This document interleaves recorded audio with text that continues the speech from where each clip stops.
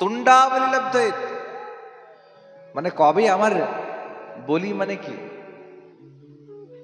গুণ, গুণাবলী, মানে একটা গুণ অনেকগুলো গুণকে সমষ্টিকে বলা হয় গুণাবলী। তুণ্ড তুণ্ডাবলী মানে অনেকগুলো জিহ্বার সমষ্টি।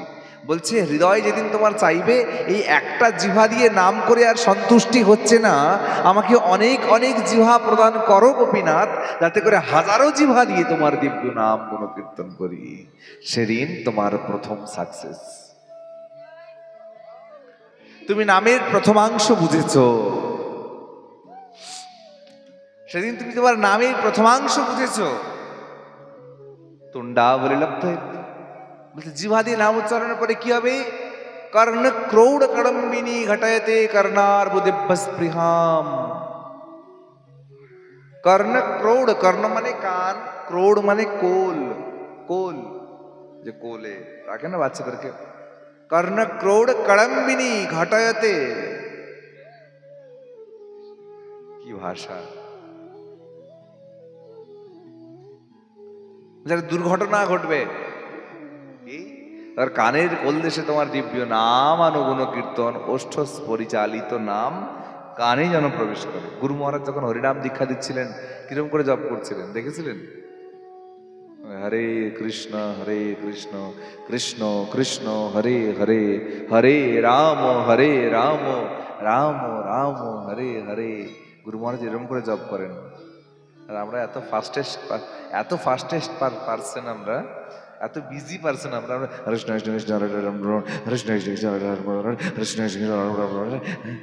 বাবা পুরো চুক্তিবদ্ধ ভক্তি, ডিল ফাইনাল করা আছে ভগবানের সঙ্গে। গুরুদেব বলছে যে করে হরকৃষ্ণ করে দিলে হলো। এই জন্য গুরু মহারাজ বলেন আপনারাও একটু একটু একটু পুরাতন হয়ে যান, নতুন তো গুরু মহারাজের সঙ্গে ক্লোজ নয়, একটু ক্লোজ হলে বুঝতে পারবেন। গুরু মহারাজ আপনাদেরকেও বলবেন যে চাহে 16 মালা থেকে 2 মালা কম করো, কিন্তু নামা ভাস ক্রিয়া করো না। পূর্ণ নামের ক্রিয়া যেন হয়, নামাপরাধ সব থেকে বড়।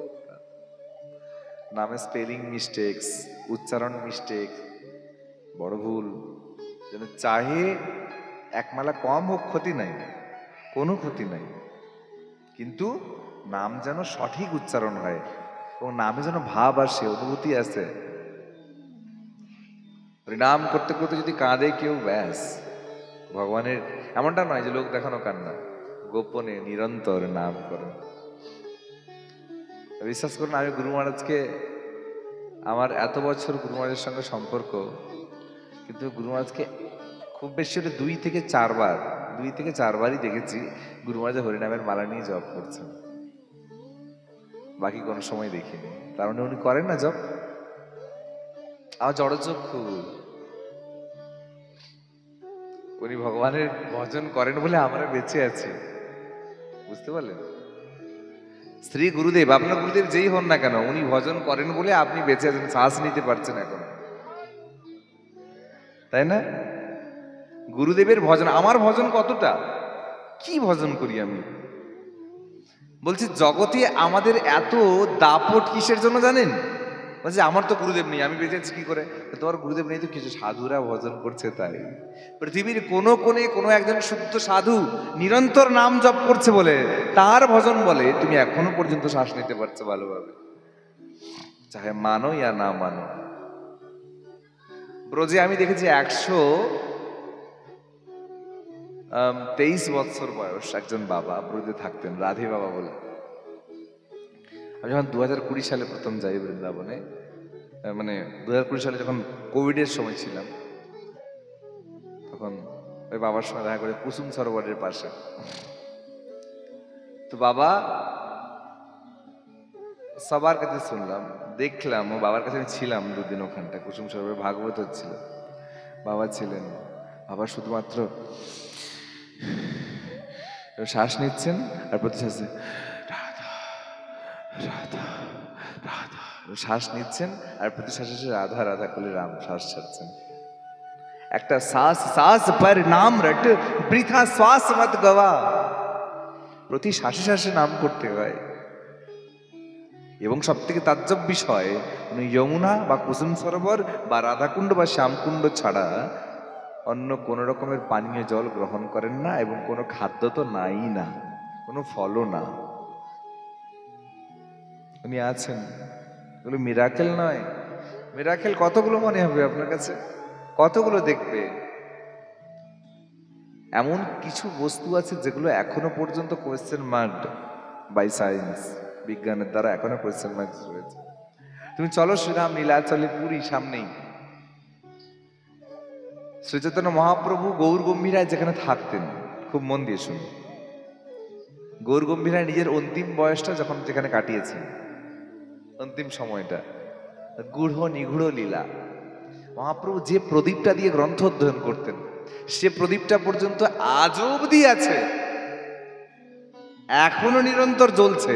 540 বছর, 540 ইয়ার্স, 540 বছর ধরে একটা প্রদীপ জ্বলে আসছে আজ অবধি। কি করে জ্বলছে? ভগবান তাল গাছকে স্পর্শ করেছেন, সোনা রয়ে গেছে। ঐশ্বর্যের কথা বালাই চাট, এই জন্য ঐশ্বর্যের কথায় না যাওয়াই ভালো। ভগবান পারেন না এমন কিছু নাই জগতে, মাধুর্যের কথা ভাবতে হয়, কারণ আমরা মাধুর্যের প্রেমিক।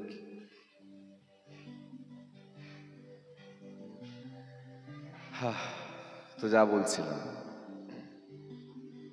নিবেদন করছিলাম, সুখদেব গোস্বামী পাদ বর্ণন করছেন,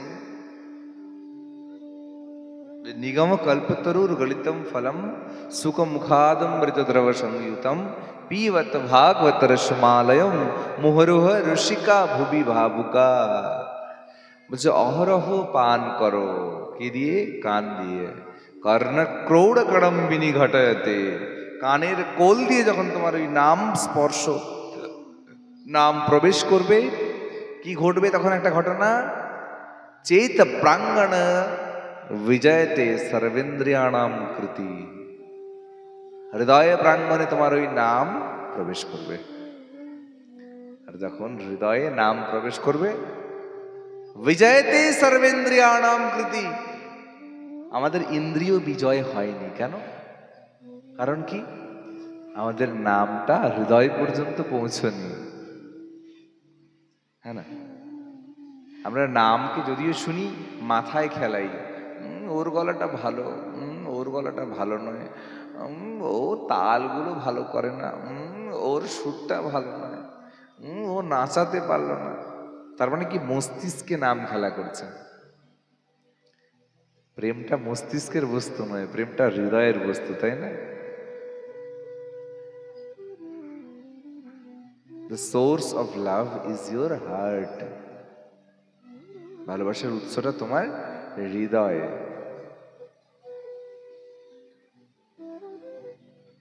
সুতরাং হৃদয় থেকে ভালোবাসতে হয়। আর যেদিন নাম হৃদয়ে স্থান প্রাপ্ত হবে, হৃদয় রাজরূপে হৃদয়কে কবল করবে, কবলিত করবে, কবলীকৃতস্ব নিগড়িতস্য নামানুকীর্তনাৎ, সেদিন কি হবে? বিজয়তে সর্বেন্দ্রিয়াণাম কৃতি, সমস্ত ইন্দ্রিয়কে বিজয় প্রাপ্ত করে নেবে, সমস্ত ইন্দ্রিয়কে তার বশবর্তী করে নেবে, এতে কোনো সন্দেহ নাই। সেদিন থেকে তুমি কি হয়ে যাবে? You are the servant of lord Krishna. সেদিন থেকে তুমি ভগবান গোবিন্দের দাস হয়ে যাবে। তার দাস হয়ে গেলে কি হবে? আমি তো তোমার, তুমি তো আমার, কি কাজ অপরধনে। তখন আর কারো কথা মনে আসবে না, তখন আর কারো চিন্তা হৃদয়ে জাগ্রত হবে না, তখন আর কাউকে ভাল লাগবে না। এখন কৃষ্ণ আর কৃষ্ণ। জগতে অনেককে ভালোবেসে দেখেছি, দেখছি, হয়তো আরো কাউকে ভালোবাসতে হবেও, কিন্তু মাইন্ড ইট, এমন কাউকে ভালোবাসো যে লাইফ টাইম সত্যি তোমার সঙ্গে থাকবে। कितनों को प्यार करके देख लिया, धोखा तो हर किसी ने दिया, लेकिन खाली तुम्हें ही प्यार करना बाकी है मेरे बिहारी जी, क्योंकि हमें पता है कि खाली आप ही एक ऐसे शख्स हो जो कभी भी किसी को धोखा नहीं दे सकता। অনেককেই ভালোবাসি, সবাই বলেছে তোমার সঙ্গে সারা জীবন থাকবো, তোমার সমস্ত দায়িত্ব নেব, তোমার সমস্ত সুখে দুঃখে তোমার সঙ্গে থাকবো, কিন্তু কেউ থাকে, কেউ কথা রাখে? সবাই একটা সময়ের পরে চলে যায়, হয় সে তোমাকে ছেড়ে চলে যায়, নতুবা তুমি তাকে ছেড়ে চলে যাও। জগতে জীবন থাকতে থাকতে ছেড়ে না গেলেও, জীবন চলে গেলে তো ছেড়ে যেতেই হয়। কিন্তু গোপীনাথ এমন একজন, সে তোমার সঙ্গে সারাক্ষণ থাকে, এভরি টাইম প্রেজেন্ট। মৃত্যুর পরে ওপারে তুমি যখন মৃত্যুর মুখে ঢলে পড়েছ, গোপীনাথ স্বয়ং দাঁড়িয়ে রয়েছেন, চল এবার আমার সঙ্গে চল। এটার নাম ভালোবাসা, এটার নাম প্রেম, যা কখনো অবক্ষয় প্রাপ্ত হয় না। ভালোবাসা কখনো লুপ্ত হয় না, নিরন্তর। একটা কথা বলুন, আপনি যাকে ভালোবাসেন, তার একটা খারাপ জিনিস দেখার পরে তার প্রতি ভালোবাসা কমে না বাড়ে? কমে। তার মুখে কোনো খারাপ কথা শুনলে তার প্রতি ভালোবাসা বাড়ে না কমে? কমে। তার রূপের সৌন্দর্য থাকে, তার রূপ দেখে যদি ভালোবাসো, তার রূপ কমতে থাকলে তোমার ভালোবাসা কমে না বাড়ে? কমে। তার অর্থের প্রতিপত্তি কমতে থাকলে তো ভালোবাসা কমে না বাড়ে? কমে। But if you loves Krishna, যদি ভগবানকে ভালোবাসো, ভগবান তোমার কোনো বস্তু দেখে তোমার প্রতি ভালোবাসা কমাবে না। আচ্ছা বলো, তোমার মনের মানুষটা, যাকে তুমি জগতের জাগতিক প্রেমে বন্ধনে বেঁধেছ, সে তোমার চোখে বেশি দোষ করে না তুমি ভগবানের চোখে বেশি দোষ করো? গোপীনাথের চোখে দোষ কিন্তু আমরাই বেশি করি। আমাদের এত দোষ দেখার পরেও ভগবান আমাদেরকে ত্যাগ করেননি, এটা কি বড় পাওয়া নয়? আমাদের এত সমস্যা, এত ত্রুটি, এত অবসাদ, এত প্রবলেমস দেখার পরেও ভগবান কখনো এক মুহূর্তের জন্য আমাদেরকে ত্যাগ করে যাননি। ভগবান ত্যাগ করে কখন যাচ্ছেন? ভাববে যখন তোমার কৃষ্ণে বিরক্তি এসেছে, নামে বিরক্তি এসেছে, জীবনেই বিরক্তি এসেছে, ভগবত জীবন থেকে বিরক্তিগ্রস্ত হচ্ছে। সুতরাং ভগবান আমাদেরকে ত্যাগ করেননি। আমরা ভগবানের কাছে কতটা ঋণী। আমরা জন্মের সঙ্গে সঙ্গে অনেকগুলো ঋণে বদ্ধ হয়ে যাই। প্রথম ঋণ হচ্ছে কি? দেব ঋণ। দ্বিতীয় ঋষি ঋণ, পিতৃঋণ, মাতৃঋণ। কত ঋণ রয়েছে আমাদের উপরে, কিন্তু আমরা কোনো ঋণ শোধ করি না, বরং আবার উল্টে ভগবানকে দোষ দিই। কে ভগবান, কিসের ভগবান, কোথাকার ভগবান, কেন মানতে হবে ভগবান? ওগুলো সব গোড়ামি। ভগবানটা ওরম নয়, গোড়ামি নয় গো। ভগবান একটা ফিলিংস, একটা অনুভূতি, ইমোশন। ভগবানকে ভালোবাসো, দেখবে একটা ঈশ্বর শক্তি তো রয়েছে। জগতে যেমন নেগেটিভিটি রয়েছে, তেমন পজিটিভিটিও রয়েছে। আর এই পজিটিভিটি গুলো ভগবানের অংশ সমূহ। তো সুখদেব গোস্বামী পাদ বর্ণন করছেন, পরীক্ষিত পিবত ভাগবত কথা রসমালয় মোহরহ রসিকা বিভাবুকা। অহরহ এই দিব্য কথা রস পান করো পরীক্ষিত। বলছে বেশ। পরীক্ষিত শ্রবণ করছেন। গতকাল আমরা শ্রবণ করলাম কি অদ্ভুত ভাবে চিত্রকেতু সংবাদ। এদিকে হিরণ্যকশিপু, হিরণ্যাক্ষ, যাকে বরাহরূপে ভগবান বধ করে পৃথিবীকে উদ্ধার করেছিলেন, প্রথম দিন শুনেছিলেন, দ্বিতীয় দিন তারই ভ্রাতা হিরণ্যকশিপুর মনে বড় হিংসা, রাগ, আমার বড় দাদাকে মেরেছে। ব্রহ্মার কঠোর তপস্যা করলেন, ব্রহ্মা সাক্ষাৎ দিলেন, ব্রহ্মাকে বলছেন যে আমাকে বর দাও। বলছে কি বর? यदि दास्वास्य भीमतान् वराम्ने वरदो त्वं भूतेभ्यस्तस्ति सृष्टिभ्यो मृत्योर्माभुन्मं प्रभु।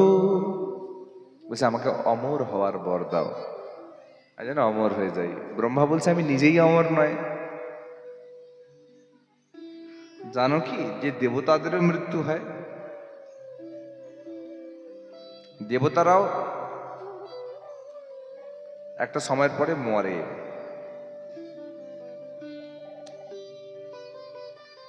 দেবতারাও একটা সময়ের পরে মৃত্যুর মুখে ঢলে পড়ে। ব্রহ্মা 100 বছর বাঁচে। কত বছর? ব্রহ্মার 100 বছর বাঁচে, যেমন এটা ঠিক। ও বাবা, ব্রহ্মা মাত্র 100 বছর বাঁচে। আমরা তো, আমাদের গ্রামে ছিলেন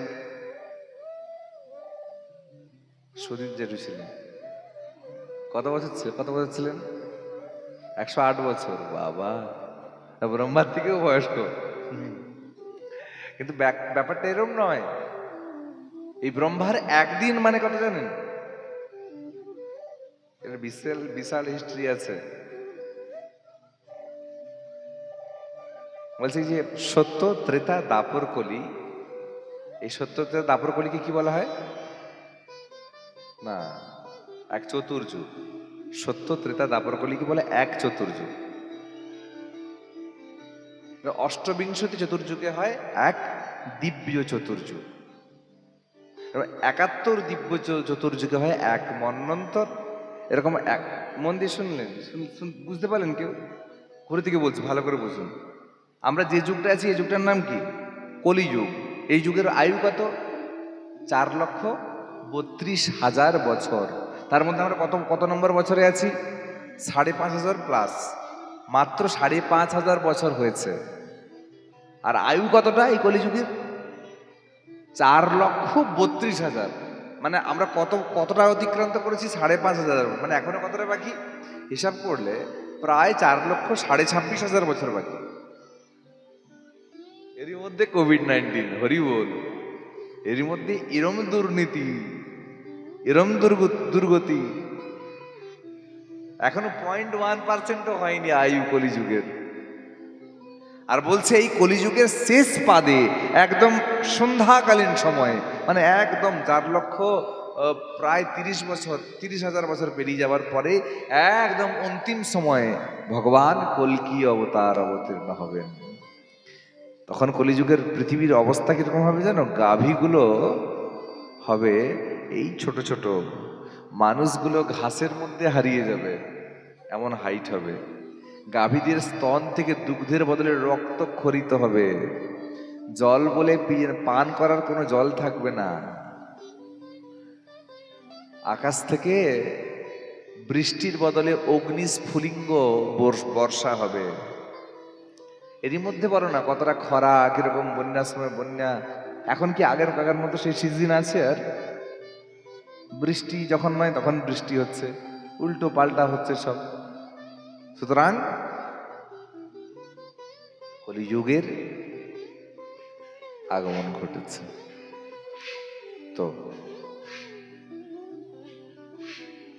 তো এই 4,32,000 বছর এই কলিযুগের। এর আগের যে যুগ ছিল কি? দাপর। তার বয়স কত ছিল? 8,64,000 বছর ইন্টু 2। 4,32,000 ইন্টু 2 ওটা ছিল। তার আগে ত্রেতা ছিল কি? 8,64,000 ইন্টু 2, যেটা ছিল সেটা 16 লাখ সামথিং কিছু, 17 লাখ কিছু একটা। তার আগের আরো বেশি, 35 লক্ষ কিছু একটা, না 36 লক্ষ 35 এরকম কিছু একটা হয় সত্য যুগের আয়ু। এরকম সত্য, ত্রেতা, দাপর, কলি একবার রাউন্ড হলে হয় একটা চতুর্যুগ। এরকম 28 বার সত্যত্রেতা দাপর কলি 1 চতুর্যুগ, আবার সত্যত্রেতা দাপর কলি 2 চতুর্যুগ, আবার সত্যত্রেতা দাপর কলি 3 চতুর্যুগ, এরকম করে 28 বার যখন ঘোরে সার্কেল, তখন হয় এক দিব্য চতুর্যুগ। আর প্রতি দিব্য চতুর্যুগের কলিযুগে আসেন শ্রী চৈতন্য মহাপ্রভু, অষ্টবিংশতি কলিযুগে। এক দিব্য চতুর্যুগ। আর এরকম 71 দিব্য চতুর্যুগে হয় এক মন্বন্তর। এক মন্বন্তর, যার অবতার হন স্বয়ং ব্রহ্মাপুত্র মনু। এরকম 71 মন্বন্তরে হয় এক দিব্য মন্বন্তর। আর এক দিব্য মন্বন্তর হয় ব্রহ্মার দিবস ভিতর, মানে একদিন 12 ঘন্টা। আবার 71 দিব্য মন্বন্তর হয় ব্রহ্মার রাত্রিটুকু 12 ঘন্টা। এরকম করে ব্রহ্মার একদিন 24 ঘন্টা, 1 সপ্তাহ, 2 সপ্তাহ, 4 সপ্তাহ, 1 মাস, এরকম করে 12 মাস, 1 বছর, 10 বছর, 20 বছর নয়, 100 বছর ব্রহ্মা বাঁচেন। এবার বুঝতে পারলেন ব্রহ্মার সবসময় দাঁড়িয়ে চুল কেন পেকে থাকে? বুঝা গেল?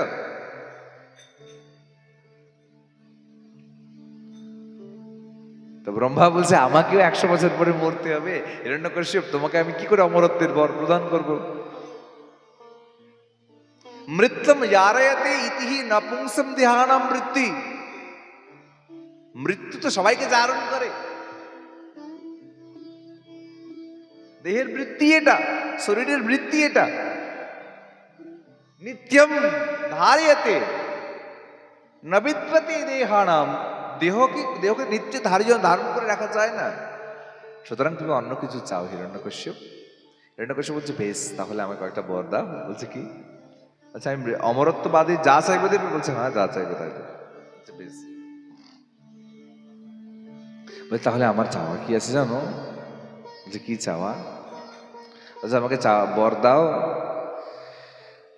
যে তুমি যে সকল প্রাণীকে, ব্রহ্মা তো সৃষ্টিকর্তা, মানে গোটা জগতের জীব জগৎকে সৃষ্টি করেছে। বলছে তুমি আজ পর্যন্ত যত যত জীবকে সৃষ্টি করেছো, কারোর হাতে আমার মৃত্যু কোনোদিন যেন না হয়।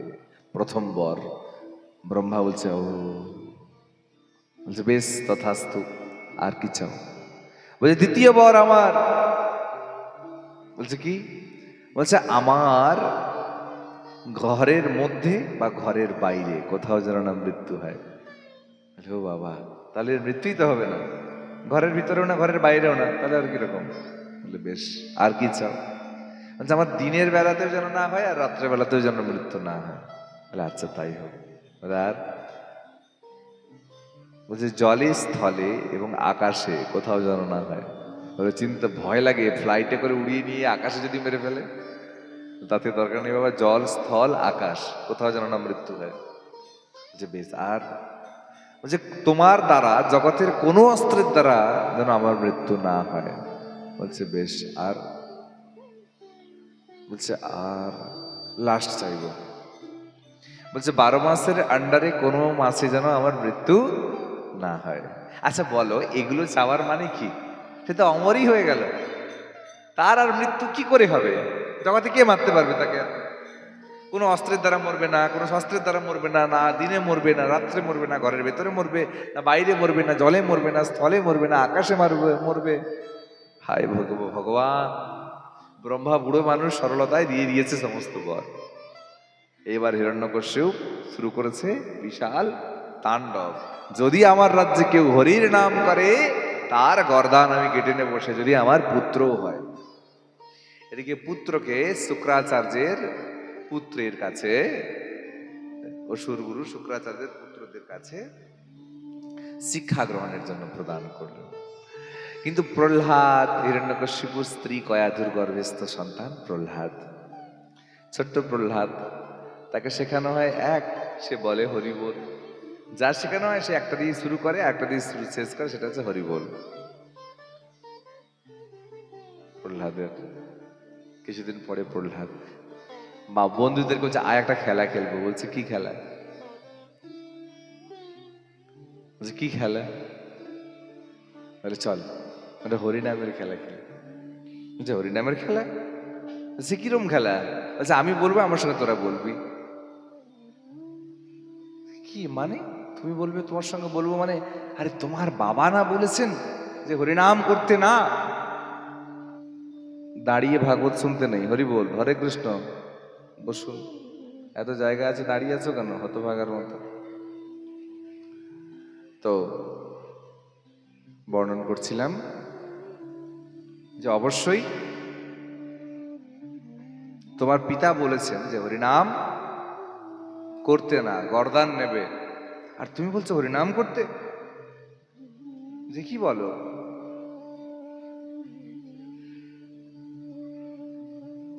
বলছে না, তুমি করো না, কিছু হবে না, আমি হরিবল বলবো, আমার সঙ্গে হরিনাম করবে। আচ্ছা বেশ, তো হরিনাম করছে, পিছনে পিছনে করছে, স্বাদ পেয়েছে বটে, কিন্তু গুরুদেব এসে যেই না বকে দিয়েছে, চুপ হয়ে গেছে। কিছুদিন পরে প্রহ্লাদের পিতা ডেকেছে, দেখি আমার প্রহ্লাদটা, আমার ছোট্ট ছেলেটা কি কি শিক্ষা পেল।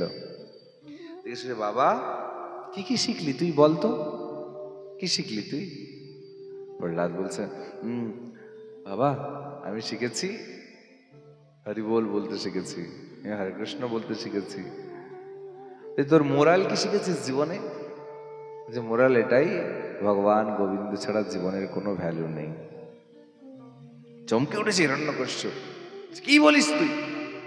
তুই কি আমার গর্ভের সন্তান? আমার তো সন্দেহ হচ্ছে এখনো। যে এক্ষুনি মারার ব্যবস্থা করা হোক, সাবধান করা হলো। প্রহ্লাদ হরিনাম ছাড়লো না, বলছে তাহলে হত্যা করা হোক, আমার এরকম পুত্রের দরকার নেই। প্রহ্লাদকে হত্যা করার জন্য বহুত ব্যবস্থা করা হলো, পাহাড়ের গিরিকোল থেকে নিচে ফেলে দেওয়া হলো খাদের মধ্যে, কিন্তু স্বয়ং ভগবান পদ্মীয় রূপে প্রস্ফুটিত হয়ে পরাগের উপরে, যেন ময়ূর পাখাকে যখন ফেলে দেওয়া হয় উঁচু থেকে, যখন দুলতে দুলতে দুলতে দুলতে আস্তে আস্তে নিচে পড়ে যায়, থিতিয়ে যায় মাটিতে, এরকম প্রহ্লাদ আস্তে দুলতে দুলতে দুলতে দুলতে বিশাল ভগবত চরণরূপী পদ্মের পরাগের উপরে পড়েছে। আর এখানে বিশ্বনাথ চক্রবর্তী ঠাকুর প্রভুপাদ বর্ণন করছেন, যে পদ্মরূপে, যে পদ্মের উপরে প্রহ্লাদ পড়ে প্রহ্লাদের প্রাণ স্থির হয়েছিল, সেই পদ্মটা হচ্ছে ভগবত চরণরূপী চরণ পদ্ম, আর তার পরাগগুলি ছিল ভক্তিরূপী পরাগ।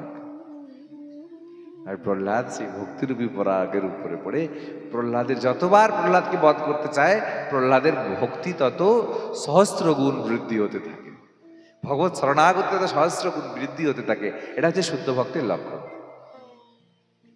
শুদ্ধ ভক্ত বিপদে ভগবত বিস্মৃতি ঘটায় না, শুদ্ধ ভক্ত বিপদে ভগবত স্মৃতি আনে। আরো বিপদ হয় তখন ভগবানের স্মরণ করে আরো বেশি, বিপদ হয় তখন ভগবানের চিন্তা করে বেশি, ভগবানের প্রতি আরো মনোবল বাড়ায়। আর যারা ভক্ত নয় তারা কি করে, যত বিপদ হয় ভগবানকে দোষ দিতে থাকে, তুমি তুমি এরকম, কিরকম ভগবান, আমি থাকতে আমাকে এত তুমি দুঃখ দিলে। কিন্তু শুদ্ধ ভক্ত তা করে না। এরপরে গরম তৈল, তার মধ্যে প্রহ্লাদকে ডুবিয়ে দেওয়া হলো, শীতল হিম রসের মধ্যে যেন প্রহ্লাদ বাঁচছে। প্রহ্লাদের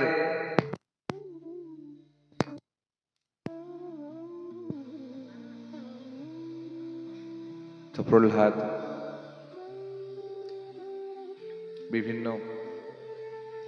বিভিন্ন ভাবে প্রহ্লাদকে বধ করার চেষ্টা হলো, কিন্তু প্রহ্লাদকে কোনোভাবেই বধ করা গেল না। সাপের মুখে ফেলে দেওয়া হলো, যখন কোনোভাবেই হলো না, তখন প্রহ্লাদের পিসি মানে হিরণ্যকশ্যপের বোন, নাম হোলিকা দেবী।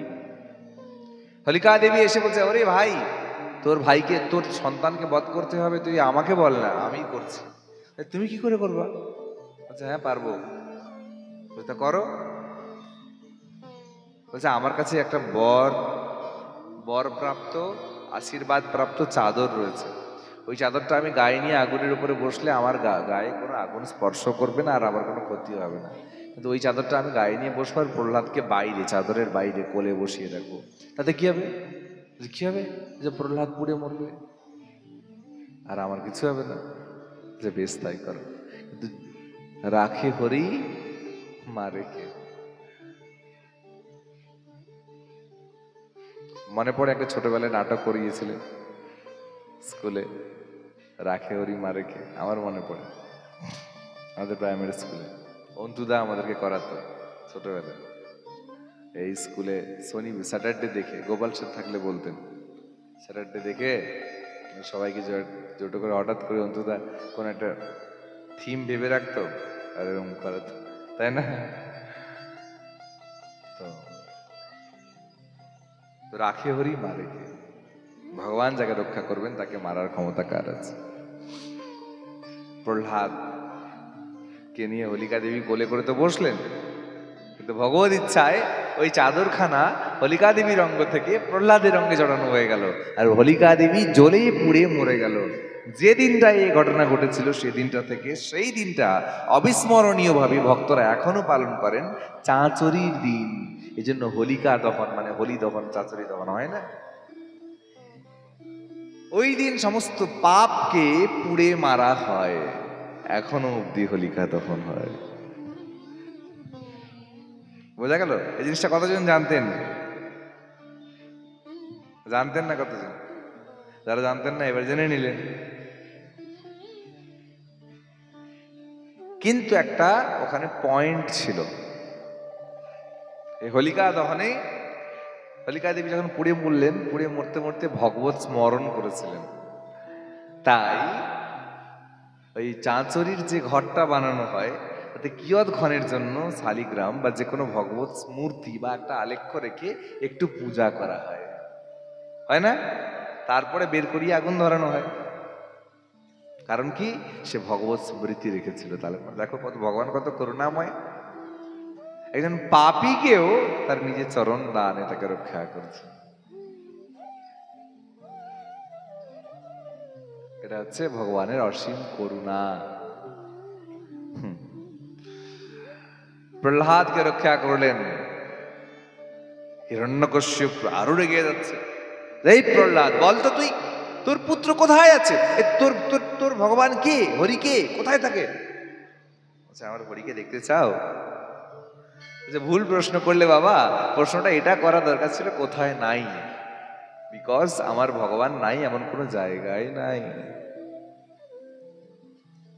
ভগবান নাই এরকম কোনো জায়গা নাই, বলছে না কোনো জায়গা নেই। যে সত্যি সত্যই, তাহলে এই থাম্বাটা পিলার ছিল, পিলার বলে এই থাম্বাটার মধ্যে তোর ভগবানকে দেখাতে পারি? বলছে পারবো। বেশ, তৎক্ষণাৎ হিরণ্যকশ্যপ কি করলেন? নিজের পদাঘাতে ওই থাম্বাটাকে যখন ভেঙে দিলেন এক আঘাত দিয়ে, তখন ভগবান স্বয়ং প্রকট হয়েছেন।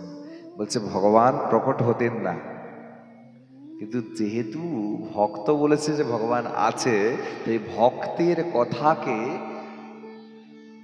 রক্ষা করার জন্য, ভক্তের বাক্যকে সত্য করার জন্য ভগবান স্বয়ং প্রকট হলেন। কিন্তু ভগবান যে প্রকট হবেন বলছে তো অনেকগুলো বর, কোনোভাবেই হিরণ্যকশ্যপকে মারা যাবে না। কি করে মারা যায়? তা ভগবান পুরো প্রি প্ল্যানিং করে প্রকট হয়েছেন। কিরকম প্ল্যানিং দেখুন, ভগবান প্রকট হয়েছেন কি কি নরসিংহ রূপ ধারণ করে। বলো ভক্ত বৎসল নরসিংহ ভগবান কি। নৃসিংহ ভগবান রূপে ভগবান প্রকট হয়েছেন। কিরকম?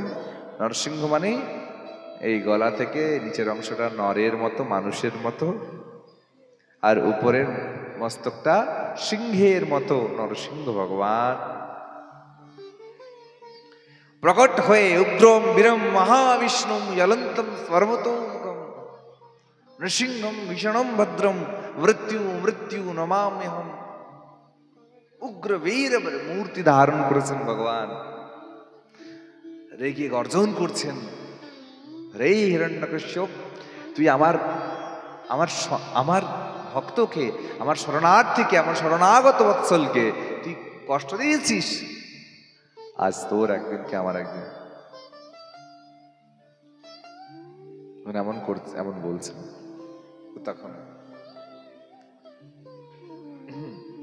প্রহ্লাদ চুপচাপ দাঁড়িয়ে দাঁড়িয়ে দেখছে। হিরণ্যকশ্যপ বলছে তোর আজকে শেষ দিন। হিরণ্যকশ্যপ নরসিংহ ভগবান বলছেন আজ তোর শেষ দিন। হিরণ্যকশ্যপ বলছে আজ আমার শেষ দিন? আমাকে মারতে পারবে এরকম কারো ক্ষমতাই হয়নি এখনো। বলছে কেন?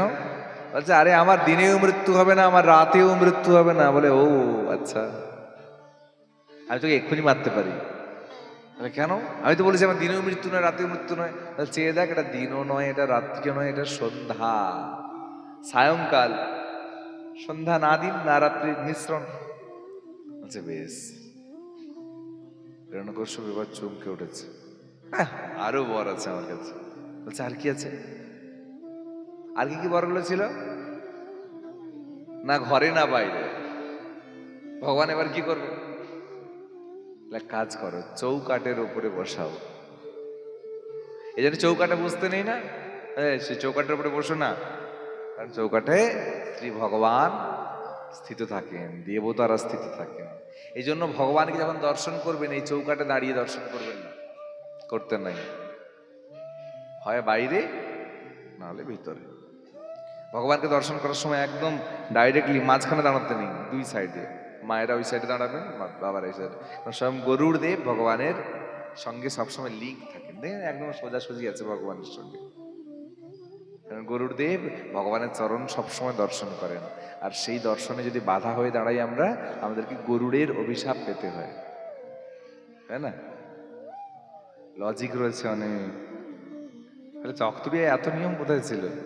যে কোনো মন্দিরের নিয়ম এটা, ঠিক। এরপরে কি? তাহলে চৌকাটের উপরে সন্ধ্যেবেলায়। এরপরে কি ছিল? হ্যাঁ, না আকাশে না জলে না স্থলে। এবার কোথায় মারবে বলুন? আকাশেও না জলেও না স্থলে নয়, যে একটাই জায়গা আছে, তোকে আমি আমার কোলে রেখে মারবো। কোল তো আকাশও নয়, জলও নয়, স্থলও নয়, এটা আমার ব্যক্তিগত বস্তু। বলছে আচ্ছা, আরো বড় আছে। বলছে কি? বলছে আমাকে পৃথিবীর ব্রহ্মার সৃষ্টি কোন প্রাণী, তুমি তো ব্রহ্মারই সৃষ্টি, ব্রহ্মার সৃষ্টির বাইরে তো নয়। বলছে ব্রহ্মার সৃষ্টি আমি নয় বন্ধু, ব্রহ্মা আমার সৃষ্টি। ব্রহ্মাকে আমি সৃষ্টি করেছি, ব্রহ্মাকে আমায় সৃষ্টি করবে? হায় রে, আর মাত্র দুটো বর। আর কি বলে? পৃথিবীর কোনো অস্ত্র শস্ত্রের দ্বারা আমাকে মারার কথা নয়, পৃথিবীর কোনো অস্ত্র শস্ত্রের দ্বারা আমাকে মারতে পারবে না, কোনো অস্ত্র শস্ত্রের দ্বারা না। নৃসিংহ ভগবান নরসিংহ ভগবান বলছেন, এবার আমরা হলে কি ভাবতাম যে এত বড় একটা ব্যক্তিকে, এত বড় একটা অসুরকে অস্ত্র ছাড়া কি করে মারি? ভগবান বলছেন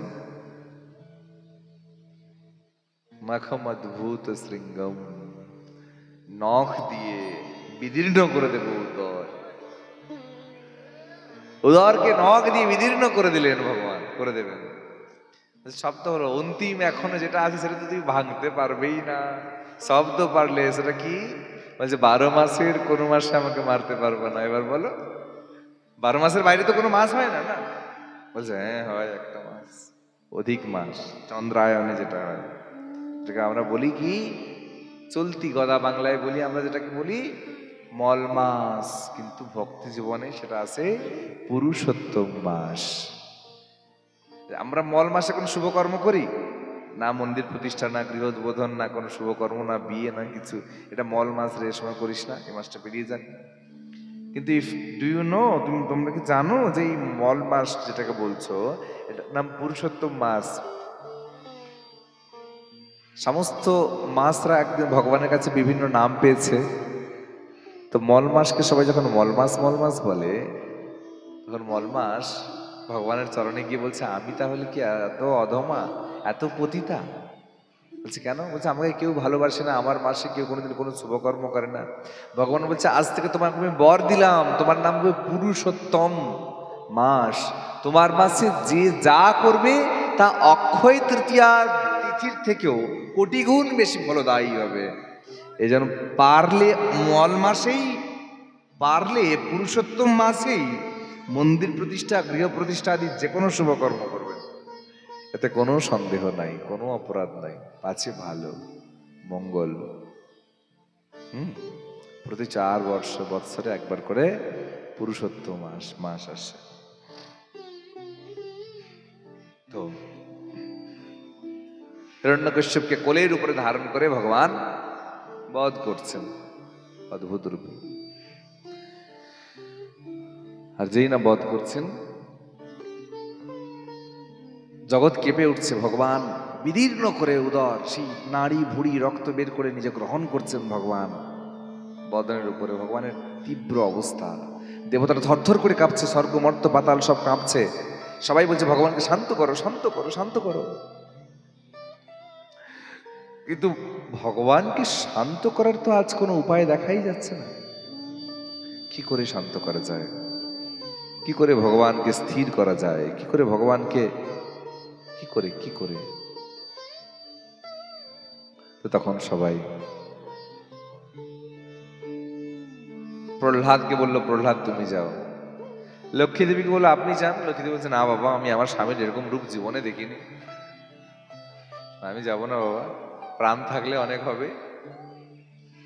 তখন বলছে প্রহ্লাদ তুমি যাও। প্রহ্লাদ যাচ্ছেন।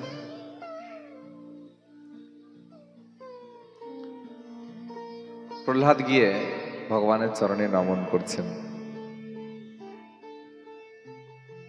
আর প্রহ্লাদ যেই না নমন করেছেন, ভগবান স্থির হয়ে গেছে। আর হিরণ্যকশিপুর মৃতদেহটাকে সরিয়ে দিয়ে প্রহ্লাদকে তুলে কোলের উপরে বসিয়ে নিজের জিহ্বা দিয়ে প্রহ্লাদকে লেহন করছেন, জীব দিয়ে। যেমন পশুরা যেমন লেহন করে না তার মালিককে বা একটা ছোট্ট শিশুকে, এরকম ভগবান লেহন করে দিচ্ছেন,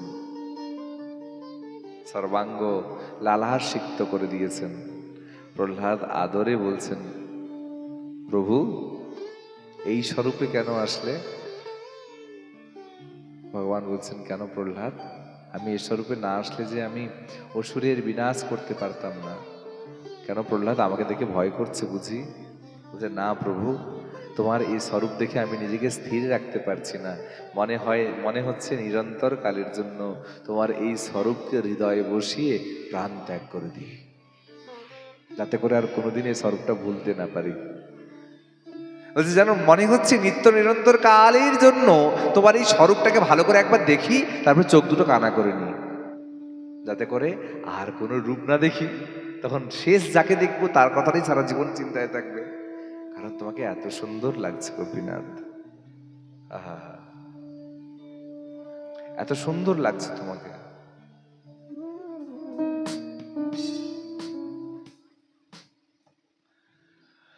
যখন এরকম করে বলছেন, প্রহ্লাদের কথা শুনে ভগবান হিরণ্যকশ্যপ খুশি হলেন।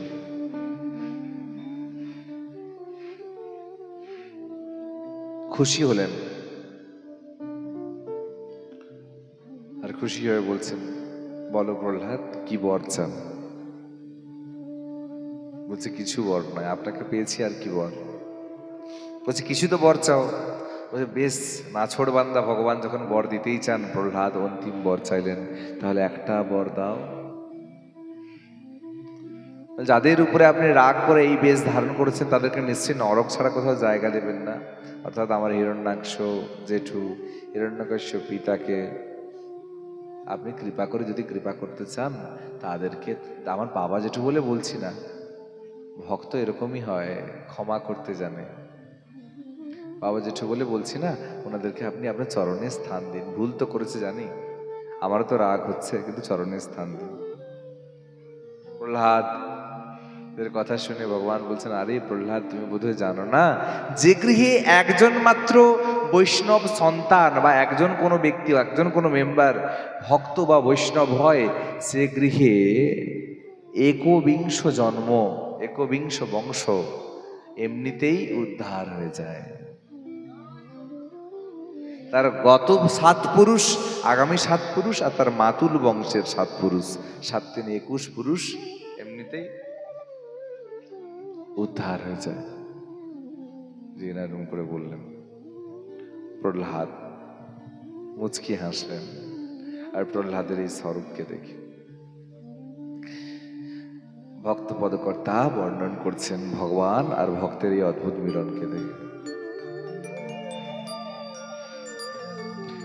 নমস্তে নরসিংহায় প্রহ্লাদলাদায়িনে, নমস্তে নরসিংহায় প্রহ্লাদলাদায়িনে, নমস্তে নরসিংহায় প্রহ্লাদলাদায়িনে। हिरण्यकशिपूर्वक्ष हिरण्यकशिपूर्वक्ष शीलाटङ्कनखालय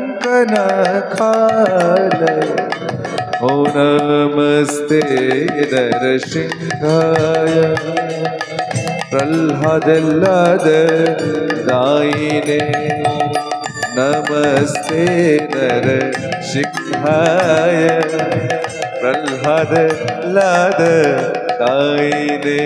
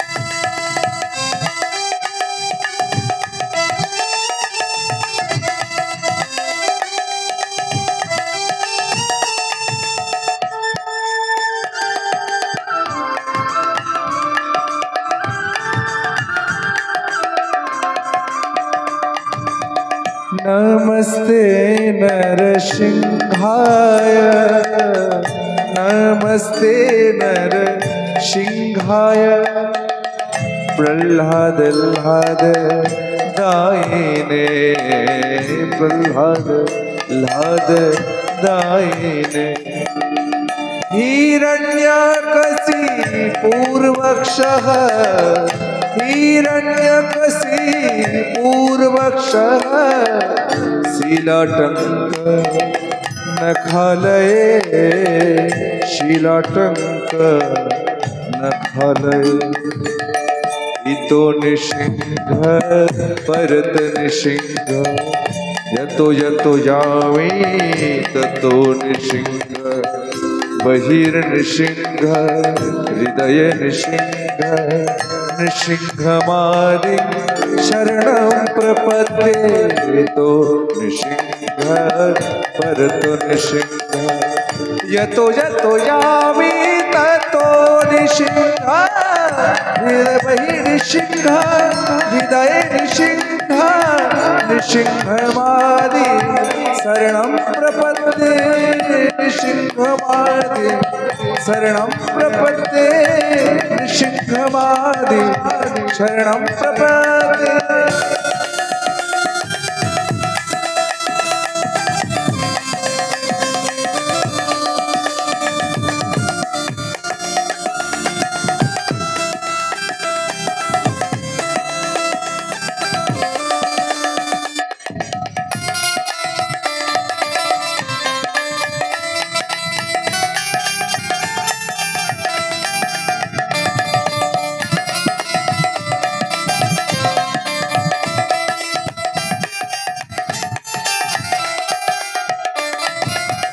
वागीसा यस्य वदने लक्ष्मीर्यस्य च वक्षसि जस्वस्ते हृदये शम्भि त्वं नृसिंहमहं भजे त्वं नृसिंहमहं भजे त्वं नृसिंहमहं भजे तव कर कमल वरे नखमधुत श्रृंगम दलित हिरण्यकशिपूर्वक्ष दलित हिरण्यकशिपूर्वक्ष शिलाटंक नखालये शिलाटंक नखालय शिलाटंक नखालय श्री नृसिंह जय नृसिंह जय जय नृसिंह प्रह्लादेश जय पद्म मुख पद्म भृंग श्री नृसिंह जय नृसिंह जय जय नृसिंह प्रह्लादेश पद्म जय मुख पद्म भृंग श्री नृसिंह जय नृसिंह जय जय नृसिंह श्री नृसिंह जय नृसिंह जय जय नृसिंह श्री नृसिंह जय नृसिंह जय जय नृसिंह श्री नृसिंह जय नृसिंह जय जय नृसिंह नर हरि जय जय नर हरि नर हरि जय जय नर हरि नर हरि जय जय नर हरि नर हरि जय नर हरि जय नृसिंहदेव जय नृसिंहदेव नृसिंहदेव जय नृसिंहदेव जय नृसिंहदेव जय नृसिंहदेव नृसिंहदेव जय नृसिंहदेव नृसिंहदेव जय नृसिंहदेव नृसिंहदेव जय नृसिंहदेव जय प्रह्लाद महाराज प्रह्लाद महाराज प्रह्लाद महाराज जय प्रह्लाद महाराज जय प्रह्लाद महाराज प्रह्लाद महाराज प्रह्लाद महाराज जय प्रह्लाद महाराज ओ हरि बोल हरि बोल हरि बोल हरि बोल हरि बोल हरि बोल ओ हरि बोल हरि बोल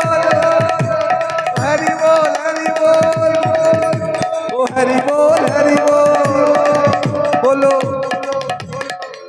আপনার আমি হরি বল বললাম আমার পিছনে একবার দুবার করে আপনাদেরকে বলতে হবে হ্যাঁ আজকে ঠান্ডা পড়েছে একটু গরম ধরাতে হবে হ্যাঁ কি এবং আরেকটা বেশি চিৎকার করলে বেশি একটু আনন্দ করলে একটু ক্ষুধা তাড়াতাড়ি পায় ভালো করে প্রসাদ পেতে পারবেন কতগুলো বেনিফিটস তাই আমি হরি বল বলবো আমার সঙ্গে পেছনে পেছনে আপনাদেরকে বলতে হবে হরি বল ঠিক আছে দেখি কে কতবার আচ্ছা আচ্ছা প্রথমে আগে মায়েরা বলুন ছেলেটা তো কম আছে আগে মায়েরা বলুন তারপর ছেলেরা বলুন ও হরি বল হরি বল হরি বল হরি বল সব গন্ডগোল আচ্ছা এবার ছেলেরা বলুন তো বাবারা সবাই মিলে যতজন আছে ও হরি বল দেখেছো কোথায় আছো ও হরি বল ও হরি বল সবাই একসঙ্গে হরি বল ও হরি বল ও হরি বল ও হরি বল ও হরি বল ও হরি বল ও হরি বল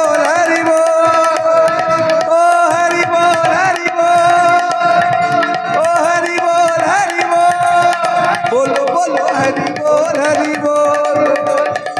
ओ हरि बोल बोलो हरि बोल हरि बोल हरि बोल हरि बोल हरि बोल हरि बोल हरि बोल हरि बोल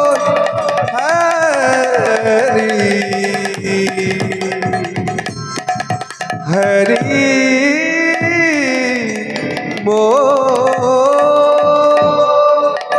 बोलो भक्त विघ्न विनाशंकरी नृसिंह भगवान की भक्तराज प्रह्लाद महाराज की हरिनाम संकीर्तन प्रभु की निताई गौर प्रेमानंदे हरि बोल जय जय श्री राधे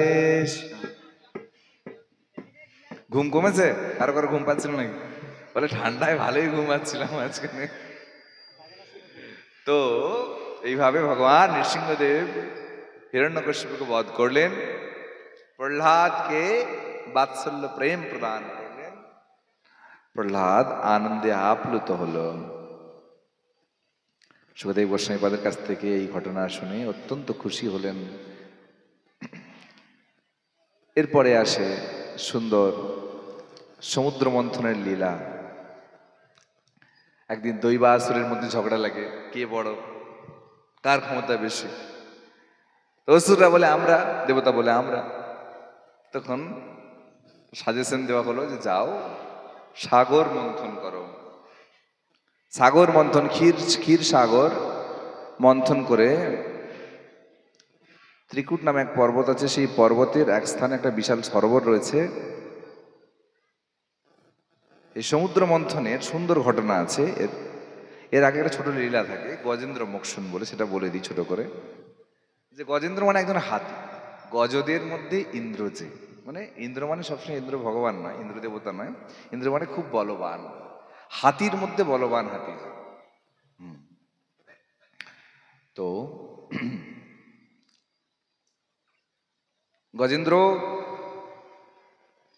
তার পরিবারকে নিয়ে খুব খুশিতে ছিল। একদিন ত্রিকুট পর্বত, মানে যে পর্বতে তিনটি কূট, কূট মানে চূড়া, একটা লৌহময়, একটা রূপ্যময়, একটা স্বর্ণময়, আর তিনটা চূড়ার মাঝখানে পাদদেশে একটা বিশাল আকার সরোবর ছিল। ওই সরোবরে কি করত, স্নান করার জন্য গজেন্দ্র তার পরিবার নিয়ে গেছে। যেমন ট্যুরে যায়, ঘুরতে যায়, দীঘায় যাই আমরা, গজেন্দ্র গেছে। গজেন্দ্র খুব ক্ষমতা এবং খুব অহংকার নিজের ক্ষমতার উপর। কিন্তু হঠাৎ করে গজেন্দ্র যে সরোবরে স্নান করতে গেছে, ওই সরোবরের নিচে গ্রাহ বলে একটা কুমির ছিল। কুমিরকে সংস্কৃতে গ্রাহ বলা হয়। তো কুমিরটা সাবধান করেছে যে তুমি কম নাচানাচি করো, তোমার জন্য জলের নিচের প্রাণীরা কষ্ট পাচ্ছে। কিন্তু গ্রাহ কথা শুনলো না, গজেন্দ্র কথা শুনলো না। তখন ওই কুমিরটা কি করলো, কামড় দিল। প্রথমে 100 বছর বুঝতে পারেনি, কামড় দিয়ে রেখেছে। 100 বছর পরে গজেন্দ্রের একটু একটু ব্যথা লাগলো। তার মানে ভাবো গজেন্দ্র কত ক্ষমতাবান। তারপরে 1 সহস্র মানে 1000 বছর ধরে যুদ্ধ হলো। গজেন্দ্র এবার, হাতিটা এবার ঝিমিয়ে পড়ছে। নিজের স্ত্রী বাচ্চারা সবাই পাড়ে উঠে চলে গেছে, বলছে তোমরা আমাকে রক্ষা করো। স্ত্রী আর বাচ্চা কেউ বলছে আমরা পারবো না রক্ষা করতে, রক্ষা করতে পারবো বলে কেউ বললো না। সবাই ইগনোর, অ্যাভয়েড করে ফেললো। তো যাদের জন্য এত কিছু করলাম, এত সংসারে করে গেলাম, তারা আমাকে আজকে এই অবস্থায় আমাকে কষ্ট দিয়ে গেল, তারা আমাকে এভাবে আমাকে ভুলিয়ে গেল আজকে, তারাই আমাকে আজকে অ্যাভয়েড করে গেল, উপেক্ষা করলো। মনে মনে ভাবছে, হ্যাঁ কি করা যায়। যাবত বিদ্যা উপার্জন সত্য তাবন নিজ পরিবার দত্য তদনু চ জরয়া জর জর দেহ বার্তাম কোপিত পৃচ্ছতি গেহে। সংসারটা এরকমই, যতদিন সংসার জন্য কিছু করবে, সংসার তোমাকে আমার আমার আমার আমার বলবে। করা বন্ধ করে দাও, সংসার আর তোমাকে আমার আমার বলবে না। সংসার তোমাকে আলাদা আলাদা করে দেবে, তুমি অন্য কারো অন্য কারো অন্য কারো। গজেন্দ্র আজকে বুঝতে পারলো সংসারের মাহাত্ম্য কি। গজেন্দ্র তখন ভগবানের শরণাগতি নিল। কিন্তু গজেন্দ্র তো পশু জাতি, জানে না কৃষ্ণকে, ভগবানকে, দেবকে, দেবতাকে। গজেন্দ্র একটাই কান্না করে আর্তনাদ করে বললো যে যদি জগতের কেউ মঙ্গলাধার থাকো, এসে কৃপা করে আমায় রক্ষা করো। ভগবান শ্রী গোবিন্দ তৎক্ষণাৎ অবতীর্ণ হলেন, প্রকট হলেন গরুড়ের পিঠে আরোহণ করে। কিন্তু ভগবান গরুড়ের পিঠে আরোহণ করে আসছেন বটে, কিন্তু গরুড়ের গতিটা পছন্দ হচ্ছে না ভগবানের। গরুড় সব থেকে ফাস্টে, একদম সব থেকে মানে দ্রুততম বাহন গরুড়দেব। এই গরুড়দেবকে দেখতে পাচ্ছেন আপনারা? মানে আমাদের বাহন থাকে না একটা একটা করে, বাইক বা একটা কার। রমন বাবার আবার 5টা, রাধারমন বাবার 5টা বাহন, 4টা না 5টা আছে। কত বাহন বাবা! আমি ভাবছি বাহন এত মানুষ কোথায়, কত বাহন। ওই বড় বাহনটার নাম কি এখন যেটা নিয়েছি, কি নাম? হ্যাঁ, ফরচুনার। বাবা, ফরচুনার বাহন দেখলে ভয় লাগে উঠতে। তো যাই হোক, যে যার বাহন থাকে, শখ। তো ভগবানের বাহন ছিলেন শ্রী গরুড়দেব। তো আপনি আপনার ফরচুনারের সামনে লিখে দেবেন শ্রী গরুড়, ঠিক আছে, গরুড়া লিখে দেবেন, দেখবেন আপনার ফরচুনার আরো ভাগবে। তো গরুড়দেব যে একবার পাখা ঝাপটালে 4টা ভুবন অতিক্রান্ত করে যেত, সেই গরুড়দেব আরো জোরে জোরে পাখা ঝাপটাচ্ছে, কিন্তু ভগবানের খুশি হচ্ছে না। বলছে আগে তাড়াতাড়ি চলো, আমার ভক্ত কষ্টে আছে, তাড়াতাড়ি এখনই নিয়ে চলো। গরুড়দেবের কথা শুনে ভগবানের কথা শুনে গরুড়দেব বলছে, প্রভু আমি আর পারবো না। ভগবান ঝাঁপ দিতে যাচ্ছেন, গরুড় বলছে আমি আর একটু তাড়াতাড়ি যাচ্ছি। কোনোভাবে ভগবানের কে ভক্তের কাছে পৌঁছে দিলেন। যখন আসেন, ভগবানের চুল কেস এলোমেলো, গয়না পড়ে গেছে, হাতের এই পদ্ম নাই। ভগবান এসে বলছে, গ্রাহক গজেন্দ্র, আর চিন্তা করার দরকার নেই, আমি এসেছি। গজেন্দ্র বলছে, তুমি তুমি কি জগতের মঙ্গলাধার? বলছে, হ্যাঁ আমি তোমার, তুমি আমায় আহ্বান করেছিলে। গরুড় তো চেনে না, বলছে তুমি এত সুন্দর দেখতে। গরুড়ের নিত্য বুদ্ধি শাশ্বত, ভগবত দর্শনে ভগবত বুদ্ধি দর্শন হয়েছে।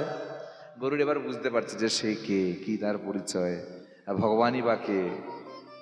ভাবনা এসেছে, জাগত জেগেছে মনে। গরুড় তখন, গজেন্দ্র তখন বলছে, প্রভু তোমাকে দেখা দেখা করলাম, দেখলাম, তোমায় কি দিই? তৎক্ষণাৎ চারিদিকে তাকাচ্ছে, কিছু নেই।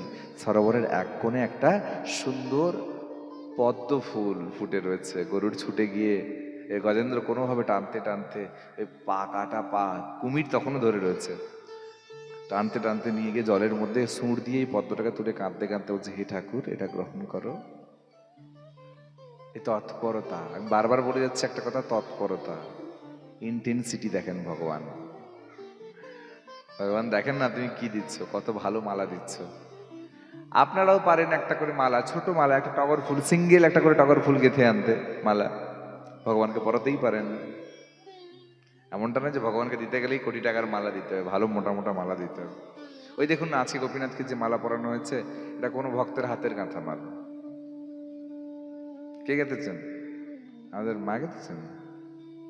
আপনি গাঁথেননি, অন্য কেউ? হ্যাঁ, মানপালা থেকে কোনো ভক্ত দিয়েছেন। যাক, সুন্দর। এই তৎপরতা, এই ইন্টেন্সিটি দরকার।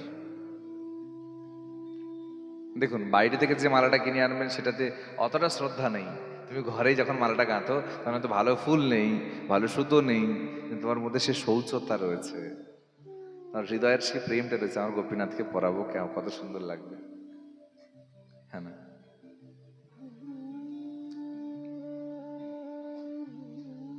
তো ভগবানের জন্য কিছু যখন আমরা করবো, স্মার্তে ব্যকৃততে কর্মম ইতি না বিদ্যতে না প্রাপ্যম না ধ্বংসম। ভগবানকে নিয়ে যা কর্ম করবো তা কখনো অপ্রাপ্য বা ধ্বংস হয়ে যায় না। অনন্যশ্চিৎ চিন্তয়ন্ত মাং যে জনা পর্যুপাসতে তেসাং নিত্যাভীর যুক্তানাম যোগক্ষেম বহামহম। অনন্য চিত্ত সহকারে যদি কেউ আমার শরণাগতি নেয়, তার জাগতিক যা যা প্রাপ্য আর অপ্রাপ্য প্রত্যেকটা বস্তু আমি আমার মাথায় করে তার দ্বারে গিয়ে বয়ে দিয়ে আসি। জাগতিক চক্ষুতে যদি দেখো, দেখা যায় গোপীনাথ কি ইনকাম করেছেন? এত বড় অনুষ্ঠান হচ্ছে কি করে? আপনারা নিজেরা বই দিয়ে যাচ্ছেন বলেই হচ্ছে, হরি বল। কিন্তু সব থেকে টুইস্টেবল কথা, গোপীনাথ কিন্তু কারো বাড়িতে গিয়ে বলেনি যে আমাকে দিবি রে তুই, কিন্তু আপনাদের মনের মধ্যে গোপীনাথের সংকেত কাজ করছে, আমি এটা দিই, আমি ওটা দিই, আমি ডাল দিই, আমি চাল দিই, আমি একটু আলু দিই, আমি একটু তেল দিই। ভগবান দিচ্ছেন, আপনারা নয়, আপনাদের মাধ্যম দিয়ে স্বয়ং রাধারানী, স্বয়ং গোপীনাথ দিয়ে যাচ্ছেন। আর তার প্রভাবে তারই দেওয়া বস্তু দিয়ে তিনি নিজে দিচ্ছেন, আবার তিনি অনুষ্ঠান করছেন, তিনি ভোগ লাগাচ্ছেন, তিনি নিজে রন্ধন করছেন, তিনি নিজে প্রসাদ পাচ্ছেন, তিনি জগৎকে পাওয়াচ্ছেন, আবার নরনারায়ণ রূপে জগতের প্রত্যেকটা ভক্তের মধ্যে তিনি আবার সেই প্রসাদ পাচ্ছেন। নিরন্তর ভগবানই সব কাজ করছেন, আমরা সবাই এক একটা লক্ষ্য উপলক্ষ মাত্র। ঠিক এই ভগবত বলছে, বিশ্বরূপ কে দেখতে পেয়েছিল? অর্জুন বলছে, বিশ্বরূপ তুমি দেখতে পাবো, আমি দেখতে পাবো? বলছে হ্যাঁ, এক্ষুনি দেখতে পাবে। বিশ্বরূপ মিন্স বিশাল একটা বডি, অনেকগুলো মাথা ভগবানের, ওখানে সর্বাঙ্গ থেকে অনেক জীবাত্মা বের হচ্ছে, পরমাত্মা বের হচ্ছে। যে এটা বিশ্বরূপ নয়। বিশ্বরূপ মানে আছো অনলে অনিলে চিরনবনীলে ভূধরে শরীরে স্বপন শয়নে, আছো বিটপিলতায় জলদের গায়ে শশী তারকায় তপনে। ভগবান সর্বত্র আছেন, এটা মেনে নেওয়া আর সমস্ত জীবের ভেতরে ভগবত দর্শন করাটাই বিশ্বরূপ দর্শন। নামদেব নামে একজন ভক্ত ছিলেন, হরিনাম করতেন, মন্দিরের চাতালে পড়ে থাকতেন। একদিন মন্দিরে পড়ে আছেন, মন্দিরের দিকে পা করে, ভগবানের দিকে বাইরের দিকে মাথা করে। এক সাধু এসে বলছে, তো লজ্জা করে না পাগল, ভগবানের দিকে পা করে শুয়ে আছিস? নামদেব বলছে, আপনি? বলছে, আমি সাধু। বলছে, আজ্ঞা, অপরাধ তাহলে আমার কি? বলছে, ভগবানের দিকে পা করেছিস? তাহলে এক এসে চড় দিয়েছেন একদম। তো বেয়াদব, গালে চড় খেয়ে নামদেব ঝরঝর করে কাঁদছে। আমার ভুল হয়ে গেছে, অপরাধ ক্ষমা করবেন, আমি তো জ্ঞানী নয়, আপনি কৃপা করে বলুন, আমার ভুলটা শুধরিয়ে দিন। পা করে অন্যদিকে। বলছে, হ্যাঁ সেটাই তো কথা, আপনি কৃপা করে আমার পাটাকে বলুন আমি কোন দিকে রাখবো। অন্য যে কোনো দিকে রাখ। সেটাই তো, আপনি বলুন না কোন দিকে ভগবান নাই, বলুন না কোন দিকে গোপীনাথ নাই, কোন দিকটায় ভগবান নাই, কোন দিকে পা ঘুরিয়ে দিলে ভগবানের দিকে পা ঘোরানো হবে না। চমকে উঠলো সাধু, গায়ের লোমগুলো দাঁড়িয়ে গেল। হায় রে, কথা তো সত্যই, ঈশ্বর কোথায় নাই। এই অনুভূতিটাই ভগবত দর্শন, এই অনুভূতিটাই ঈশ্বর দর্শন, এই অনুভূতিটাই বাস্তব অনুভূতি। সেই নামদেব একদিন ভিক্ষা করে একখানা রুটি এনে ঘরে একটা প্লেটের উপরে রেখে, একটা কাগজ কলা পাতার উপরে রেখে ভেতরে গেছে, একটা ঘিয়ের ডাব্বা এনে রুটিটাতে ঘি মাখিয়ে দিয়ে ভগবানকে ভোগ লাগাবে বলে। সবাই পাগল জানে। এদিকে নামদেব ভেতরে গেছে, রুটিটা তাওয়ায় রাখা আছে কলা পাতার উপরে, এই দিকে ছোট্ট কুঠিয়া, এদিকে একটা কুকুর এসে হাঁক করে রুটিটাকে ধরে নিয়ে দিয়ে ভাগ। এবার আপনারা বলুন, আমাদের এখানে যে এত রান্না হচ্ছে, হঠাৎ করে কোনো কুকুর যদি এসে মুখ দিয়ে দেয় ভগবানকে ভোগ লাগানোর আসে আগে, আর কুকুরটাই কি করবো আমরা?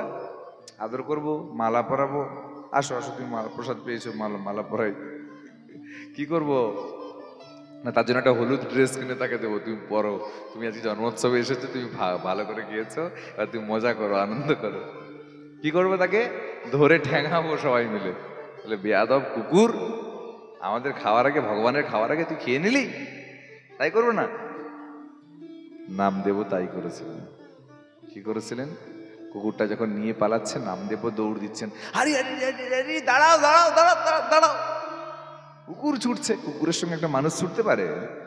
কুকুর জোর ছুটছে, মুখের মধ্যে ওই রুটিটাকে ধরে ছুটছে, নামদেব পেছনে পেছনে ছুটছেন। কিছু পথ যাওয়ার পরে যখন কুকুরের নাগাল পাচ্ছে না, নামদেব কাঁদতে কাঁদতে চিৎকার করে বলছেন, ওহে ঠাকুর, আমি তোমার জন্য এই ঘিটা আনতে যাচ্ছিলাম, দয়া করে এক মুহূর্ত সময় দাও, ঘিটাকে তোমার রুটিটাতে মাখিয়ে দিতে দাও, তারপরে তুমিই তো খাবে, তোমার জন্যই তো ভিক্ষা করেছি, আমি জানি তুমি অন্য কেউ নয়, স্বয়ং গোপীনাথ, তুমি আমার কাছে কুকুরের বেশে এসেছো। দেখেছো, স্বয়ং কুকুরটা আসলে কিন্তু ভগবান ছিলেন না। যেই না ভক্ত এরম করে কাঁদতে কাঁদতে চিৎকার করে উঠলেন, কুকুরটা রুটি ছেড়ে স্বয়ং গোপীনাথের বেশে দাঁড়িয়ে পড়লেন দ্বিভুজ মুরলীধারী রূপে। ভক্তের বাক্যকে সিদ্ধ করার জন্য ভগবান কুকুর বেশ ধারণ করেছেন। বুঝেছো? এটার নাম শুদ্ধ ভক্তি, আর এই অনুভূতিটার নাম বিশ্বরূপ দর্শন। কারণ সে বুঝে গেছে যে পৃথিবীর সর্বত্রই ঈশ্বর অনুভূতি রয়েছে, ঈশ্বর বিরাজতা রয়েছে। গজেন্দ্র ভগবানকে পদ্ম ফুলটা দিতে যাচ্ছেন, আর এদিকে চক্রবর্তী প্রভুপাদ বর্ণন করেন, জানো পদ্ম ফুল তো দিল, কিন্তু পদ্ম ফুল বলে কোনো ফুল ছিল না। যে সরোবরে 1000 বছর ধরে যুদ্ধ হয়েছে, সেখানে কোনো পদ্ম ফুল ফুটে থাকে? কোনদিন দোলমাদল হয়ে শেষ হয়ে গেছে। এই পদ্ম ফুলটার নব তরতাজা ফুলটা আসলো কোত্থেকে? বলছে স্বয়ং মা লক্ষ্মী, কৃষ্ণ পদে মতি যার, সর্বদেব বন্ধু তার, সর্বলোকে হয় তার সমাদর। যে ভগবত ভজন, ভগবত পূজন, ভগবত সেবন করার চেষ্টা করে, তাকে সহযোগিতা করার জন্য স্বয়ং ধনরাজ কুবের, স্বয়ং মা লক্ষ্মী আর স্বয়ং মা অন্নপূর্ণা তার দ্বারের কাছে দাঁড়িয়ে থাকেন। বল কি লাগবে আর? কৃষ্ণেন্দ্রিয় প্রতিবাঞ্ছা তারে কহে প্রেম, আত্মেন্দ্রিয় প্রতিবাঞ্ছা ধরে কাম নাম। কৃষ্ণের জন্য যদি কিছু করেন, সেটা ভগবান দায়িত্ব নিয়ে নেন। তো তখন এমন করে বলছেন, আজকে এত কিছু হওয়ার পরে মনে মনে ভাবছেন কি করা যায়। এই যে বিশ্বনাথ চক্রবর্তী প্রভুপাদ বর্ণন করছেন যে এই পদ্মটাকে স্বয়ং মা লক্ষ্মী পদ্মরূপে প্রস্ফুটিত হয়েছেন। এই জন্যই সেই দিন থেকে মা লক্ষ্মীর আরেক নাম পড়ে। পদ্মকে কি বলে? কমল, তাই না? কমল, কমলকে পদ্ম বলে। মা লক্ষ্মীর আরেক নাম পড়ে কমলা, হ্যাঁ, মা কমলা। সেই দিন থেকে মায়ের আরেক নাম কমলা। গজেন্দ্রকে রক্ষা করলেন, গ্রাহের কুমিরের মাথাটা কেটে দিলেন, কুমিরকে নিলেন কাঁধে আর গজেন্দ্র হাতিকে নিলেন কোলে। এবার কাঁধ উপরে না কোল উপরে? কাঁধ উপরে না কোল উপরে? কাঁধ উপরে, কোল নিচে। কিন্তু ভক্তের স্থান, ভক্তকে গজেন্দ্র না ওই কুমিরটা? হাতিটা না কুমিরটা ভক্ত? হাতিটা। তাহলে ভক্তের স্থান উপরে হবে না অভক্তের স্থান উপরে হবে? ভক্তের স্থান। কিন্তু কুমিরটাকে উপরে রাখলো আর হাতিটাকে নিচে রেখেছে। প্রশ্ন করছে পরীক্ষিত মহারাজ, সুখদেব গোস্বামী পাদ কি হলো ব্যাপারটা, কন্ডিশনটা বুঝতে পারলাম না। আচ্ছা বুঝতে চাও? বলছে হ্যাঁ। বলছে ভক্ত বটে কুমিরটা, হাতিটা, কিন্তু হাতিটা ভক্ত কার তাড়ায় হয়েছে। কুমিরটা না কামড়ালে হাতিটা কি কোনোদিনও শরণাগত হতো? তার জন্যই তো মহাপ্রভু বলছেন যে নিন্দুক জনার পায়ে কোটি নমস্কার, যে জন নিন্দা করে তার চরণ দেহ মস্তকে আমার। যে নিন্দা করে সে তোমার মঙ্গল করছে। আচ্ছা কুমিরটা যদি না কামড়াতো, গজেন্দ্রটা কোনোদিনও মায়ার চক্কর থেকে বেরোতে পারতো না। এটা ভক্তির লক্ষণ। এভাবে গজেন্দ্র মোক্ষণ লীলা হয়। এই গজেন্দ্র মোক্ষণ লীলার উপরে 7 দিন কথা করা যায়, 7 দিন মিনিমাম, প্রত্যেকটা লীলার উপরে। সুখদেব গোস্বামী পাদ বলেই পেরেছিলেন, তাও আবার 7 into 24 hours, 7 দিন 24 ঘন্টা পরে কথা হচ্ছিল। এমন নয় যে 1.5 ঘন্টা ধরে কথা, 24 ঘন্টা কন্টিনিউয়াসলি 7 দিন কথা হচ্ছিল। আমরা কোথায় 1.5 ঘন্টা করে সময় দিচ্ছি, পারবো? আমাকে এখনো সমুদ্র মন্থন লীলা, আজকে সমুদ্র মন্থন লীলা বলবো না, হরিহর সংবাদ এগুলো বলবো না, কালকে বলবো। বলি বামন সংবাদ অবতার বলে দিই ছোট করে। বলি মহারাজ বলে একজন মহারাজ ছিলেন, অসুর বংশজাত ছিলেন, দ্বিতীয় সন্তান। তার মনে খুব অহংকার ছিল, সে দান, এই যে আমরা বলি না দানে বদ্ধ বলি রাজা। তো বলি মহারাজ দানে খুব দান করতেন। এজন্য ভগবান বলছেন দান করতে করতে খুব অহংকার হয়ে যাচ্ছে, একে একটু টেস্ট করতে হবে। তো ভগবান ছোট্ট টেস্টার হয়ে, ছোট্ট বেটে, বামন রূপ নিয়ে, বামন মিন্স বেটে, একটা বেটে রূপ, বামন রূপ নিয়ে ভগবান গেছেন বলি মহারাজের কাছে। হাতে একটা ছাতা, একটা কমণ্ডল, একটা দণ্ড আর পায়ে খড়ম, কাঁচা মারা কাপড় পরে, নানা কেশমুণ্ডিত মাথা, শিখা রয়েছে। ভগবান গেছেন বামন রূপ নিয়ে, বামন অবতার। বলো বামন অবতার কি, বামন রূপ নিয়ে ধারণ করে গেছে। এমন সময় বামন দেবের বলি মহারাজ বলছেন কি চাই, কি চাই, কি কি কি বর চাই? যা বর চাই দেবে। বলছে হ্যাঁ। আচ্ছা আমার কিছু নেই, আমাকে কিছু প্রদান করো। বলছে বেশ। আচ্ছা আপনাদের চরণে একটু বিনীত অনুরোধ আমি নিবেদন করে রাখি যে আজকে প্রাকৃতিক দুর্যোগ হওয়ার কারণে আমাদের একটু রান্নাতে একটু সময় লাগছে। এই ভোগ উঠেছে, আপনাদেরকে আমাকে একটু সময় দিতে লাগবে। ঠিক 9:30 বাজে, আমাকে অন্তত 20-25 মিনিট সময় দিন, কেননা ওদিকটা একটু দেখতে হবে। তো প্রাকৃতিক দুর্যোগের কারণে প্যান্ডেল উড়িয়ে দেখতেই পাচ্ছেন, জল টল একদম অবস্থা। তো একটু আপনারা দয়া করে কিছু মনে স্থান নেবেন না, অপরাধ ক্ষমা করবেন, আপনাদের ত্রুটি হচ্ছে, কিন্তু একটু সময় দিন একটু। জয় রাধে।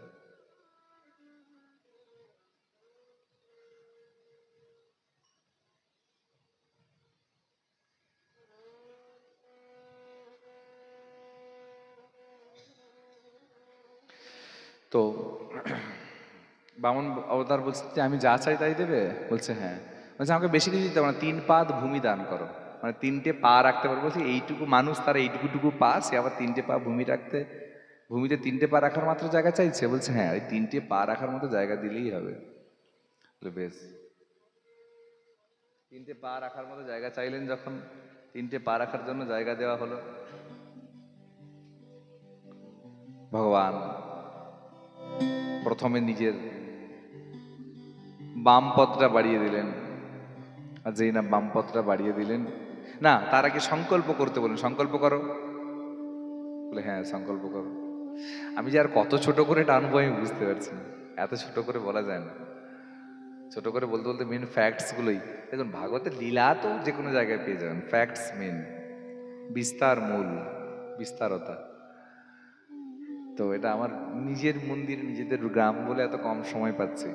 বাইরে গেলে অনেকক্ষণ কথা হয়, 4.5-5 ঘন্টা, তবে গিয়ে মজা হয় এবং সুন্দরভাবে বলা যায়। ঝাঁকি দর্শন গত বছরের মতো করতে পারলাম না এবছর, কারণ মিউজিশিয়ানসরা নেই, তাদের জন্য সমস্যা। তো বলছে প্রতিজ্ঞা করো, কমণ্ডলুর জল নাও, আমি যা চাইবো তাই দেবে। বামন বলি অবতার বলছে, বলি মহারাজ বলছেন যে কেন প্রতিজ্ঞা করা কি দরকার? বললাম তো দেবো, 3 পা ভূমি নেবে, আমি বড় বড় সোনা দান করছি, কত বড় বড় রাজ্য দান করে দিচ্ছি, আর 3 পা রাখার মতো জায়গা দান করতে কতটুকু লাগে? কি প্রতিজ্ঞা কি আছে? বলছে না করতে হবে। শুক্রাচার্য সব জানতো, অসুরদের গুরুদেব, বলি মহারাজের গুরুদেব। বলছে ওরে বলি ভুল করিস না, ওকে কথা দিবি মানে সব যাবে তোর রসাতলে।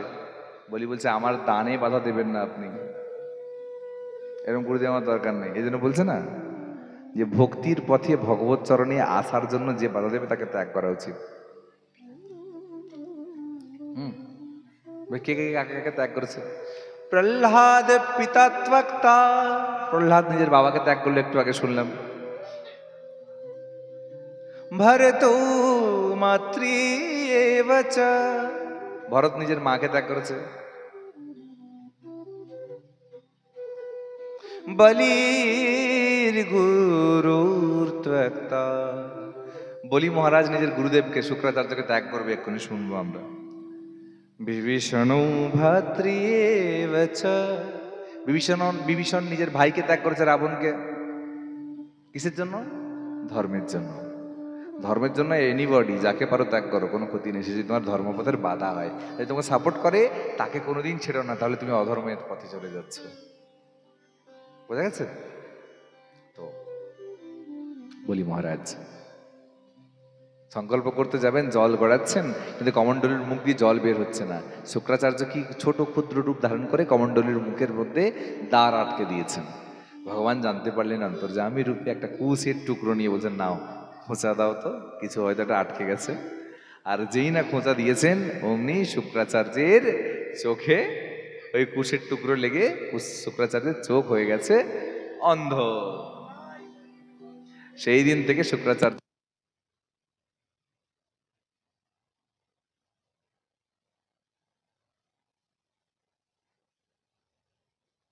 পাতাল থেকে সম্পূর্ণ যতগুলো তল ছিল, অতল, ভূতল, রসাতল, মহিতল, সবকে একদম গ্রাস করে নিলেন। দ্বিতীয় পা যখন দেখালেন,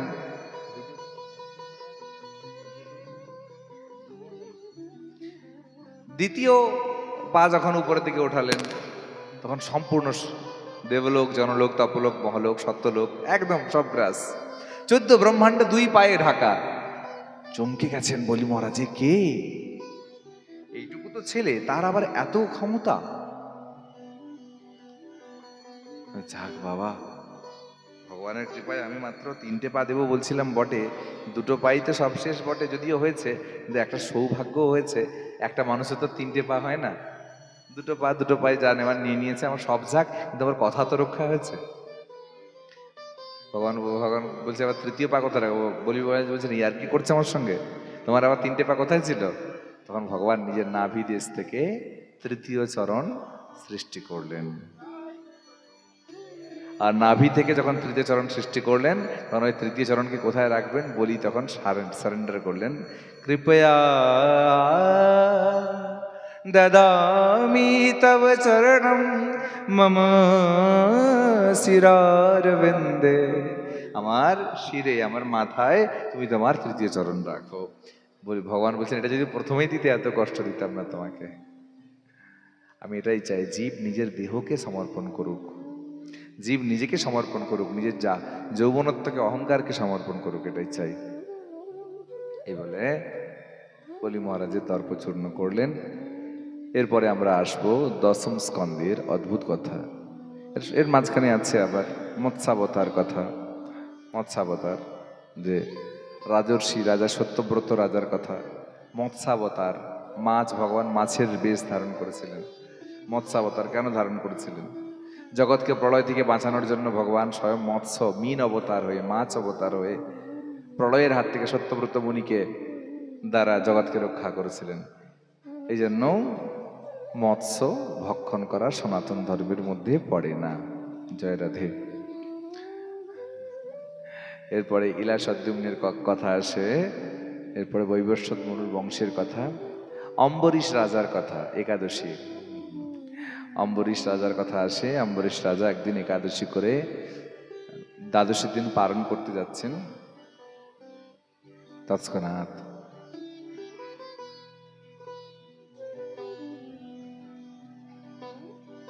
ভগবান শ্রী ভোলেনাথের অংশাবতার, কি নাম গতকাল বলেছিলাম, ভগবান ভোলেনাথের অংশাবতার দুর্বাসা মুনি প্রকট হলেন এবং প্রকট হয়ে বলছেন তার শিষ্যগণকে নিয়ে এসে আমাদের ব্যবস্থা করো, আমরা পালন করব। যে বেশ, পালন করার জন্য দ্বাদশীর পালন, একাদশীর পরের দিন দ্বাদশী পালন করতে হয় না কিছু খেয়ে, দ্বাদশীর পালন করার জন্য ব্যবস্থা করতেন রাজা। তখন বললো আমি স্নানটা করে আসি। স্নান করতে গেছেন আর ফিরে আসছেন। এদিকে সাধু তাকে না না দিয়ে নিজে কি করে গ্রহণ করেন? ওদিকে যদি না খাওয়ার খান তাহলে একাদশী নষ্ট হয়ে যাবে। চিন্তায় পড়েছেন। বাকি বৈষ্ণবদেরকে জিজ্ঞেস করলেন কি করা যায়। যা কাজ করছো করো, তুমি শুধুমাত্র ভগবানের চরণামৃত পান করো, তা তো জল, অন্ন ভক্ষণও হবে না, ওদিকে যেহেতু তুমি নির্জলা করেছিলে তার ব্রতও ভঙ্গ হয়ে যাবে। তাই করলেন, চরণামৃত পান করলেন। দুর্বাসা ফিরে এসে বললেন তুমি আমাকে না দিয়ে চরণামৃত পান করেছো, এই বলে তোমাকে আমি হত্যা করব। দুর্বাসা জেনে ছুটে গেছে, ভগবান সঙ্গে সঙ্গে নিজের সুদর্শনকে পাঠিয়ে দুর্বাসার পেছনে লাগিয়ে দিয়েছে, যা তাকে হত্যা করে দে, যে আমার বন্ধুকে, আমার ভক্তকে কষ্ট দেয় তাকে বাঁচার কোনো অধিকার নেই। দুর্বাসা স্বর্গ মর্ত পাতাল চারদিকে ছুটে বেড়াচ্ছে, একবার ব্রহ্মার চরণে ধরে, একবার ভোলেনাথের চরণে ধরে। যে বিষ্ণুর চরণে, বিষ্ণু আমার কিছু করার নেই, যার চরণে অপরাধ তার কাছে ক্ষমা চাও। ঘুরে এসে যখন 100 বৎসর পরে অম্বরীশ রাজার কাছে আসেন, অম্বরীশ রাজা তখন বলছেন যে অপরাধ হয়েছে। দুর্বাসা বলছে আমার অপরাধ হয়েছে, ক্ষমা করো। অম্বরীশ বলছে না, আপনি তাড়াতাড়ি কৃপা করে প্রসাদ পান। বলছে কেন? যে 100 বছর আপনি যে ছোটাছুটি করছেন, আপনার জন্য আমি অপেক্ষা করছি, আপনি কিছু খাননি, আমি কি করে খাই? অতিথি সৎকার, এইভাবে অম্বরীশ রাজার কথা। এরপরে সুন্দরভাবে হরিশ্চন্দ্রের কথা আসে, মর্তে কি করে গঙ্গা অবতরণ, কতগুলো কথা বলি, বিভিন্ন কথা। এবং রামায়ণী ছোট্ট কথা আসে, রাম কথা ভাগবতে নবম স্কন্ধে কিঞ্চিত রূপে বর্ণন করা হয়। স্বয়ং রামচন্দ্র, যিনি কিনা মর্যাদা পুরুষোত্তম, তিনি কিভাবে তার মর্যাদার দ্বারা পিতা দশরথের কথা রক্ষা করতে গিয়ে এবং স্ত্রীর মর্যাদা রক্ষা করতে গিয়ে লঙ্কার রাবণের অহংকার নষ্ট করে জগতে ধর্মকে সুপ্রতিষ্ঠিত করে গেছেন। এবং সর্বোপরি আছে শেষে ভগবান শ্রী গোবিন্দের আবির্ভাব কথা, দশম স্কন্ধ। দশম স্কন্ধের আবির্ভাব। বাসুদেব কথা প্রশ্নম পুরুষাং স্ত্রীণ পুনাতি ভক্তারম পৃচ্ছকম শ্রোত্রিং তৎপাদ সলিলম যথা। তো একজন দেবমের নামে একজন রাজা ছিলেন, খুব মন দিয়ে শুনবেন। না আচ্ছা বলুন তো, কৃষ্ণের বাবার নাম কি? কে জানো? জানবেন কেউ? কৃষ্ণের বাবার নাম কি? বসুদেব। বসুদেব তো। আর কৃষ্ণের মায়ের নাম? হ্যাঁ, দেবকী। এরা জন্মদাতা বাবা মা নাকি অন্য কিছু? জন্মদাতা, তাই তো। আর পালন করেছে কে? নন্দ মহারাজ আর মা যশোদা। সত্যি তো? আমি পুরো ভোল্ট করিয়ে দেবো, এবার দেখো, পুরো পাল্টে দেবো। এখনো বলো কারো যদি কোনো কনফিউশন আছে। মা কি বলছো বলো। নন্দ আর যশোদা আসল বাবা মা, জন্মদাতা। জন্মদাতার কাছে সবার আটকে যায়। কি বলছেন বলুন, বলুন।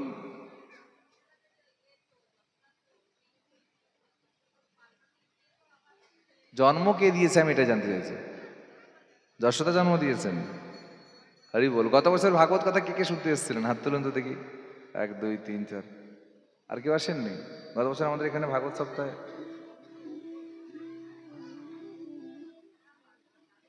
বলেছিলাম না? হ্যাঁ, মনে পড়েছে আপনার। এবার আমি বলছি শুনুন। দেবমীর নামে একজন রাজা ছিলেন, দেবমীর। হ্যাঁ, মন দিয়ে শুনুন, কম সময় আছে আমাদের কাছে। আমি আর 10 মিনিটের মধ্যে কথা বিশ্রাম করবো, ঠিক আছে? বিশেষ সময় না, 9:40 42 বাজে। দেবমীর নামে একজন রাজা ছিলেন। এই রাজার 2জন স্ত্রী ছিল। প্রথম স্ত্রী দ্বিতীয় বর্ণা, দ্বিতীয় স্ত্রী তৃতীয় বর্ণা। অর্থাৎ প্রথম স্ত্রী ছিল ক্ষত্রিয় আর দ্বিতীয় স্ত্রী ছিল বৈশ্য। ক্ষত্রিয় যে স্ত্রী, তার গর্ভের যে সন্তান, সে সন্তান হয় ক্ষত্রিয় রাজা। তৎকালীন নিয়ম ছিল যে স্ত্রীর যে বংশ, মানে স্ত্রী যে বংশ থেকে এসছে, সেই বংশের জাতি অনুযায়ী তার পুত্রের জাতি হবে। বাবা চাহে শূদ্র হোক, স্ত্রী যদি ব্রাহ্মণ হয় তাহলে সেক্ষেত্রে তার সন্তানও ব্রাহ্মণ হবে। কিন্তু এখন তা নয়, এখন উল্টে গেছে। স্বামীর বংশ বর্ণনা, বংশ পরিচয় অনুযায়ী সন্তানের বংশ পরিচয় হয়। তৎকালীন এরকম ছিল। তো ক্ষত্রিয় যে স্ত্রী, তার গর্ভের যে সন্তান, তার নাম হলো কি? বসুদেব। সুতরাং বসুদেব ক্ষত্রিয় রাজা হলেন। কিন্তু বৈশ্য যে দ্বিতীয় স্ত্রী, এই দ্বিতীয় স্ত্রীর গর্ভে যে সন্তান হলো, তারা হলো 5 জন। কজন? 5 জন। নন্দ, উপানন্দ, সুনন্দ, এরকম করে 5 জন রাজা। এই 5 জনের মধ্যে 5 জনই বৈশ্য হলো। বৈশ্য মানে কি জাতি ছিল তখন? বৈশ্য মানে বোঝা যেত কৃষক বা গোপ, গোয়ালা জাতি। তো এদের মধ্যে যে একজন ছিল নন্দ মহারাজ।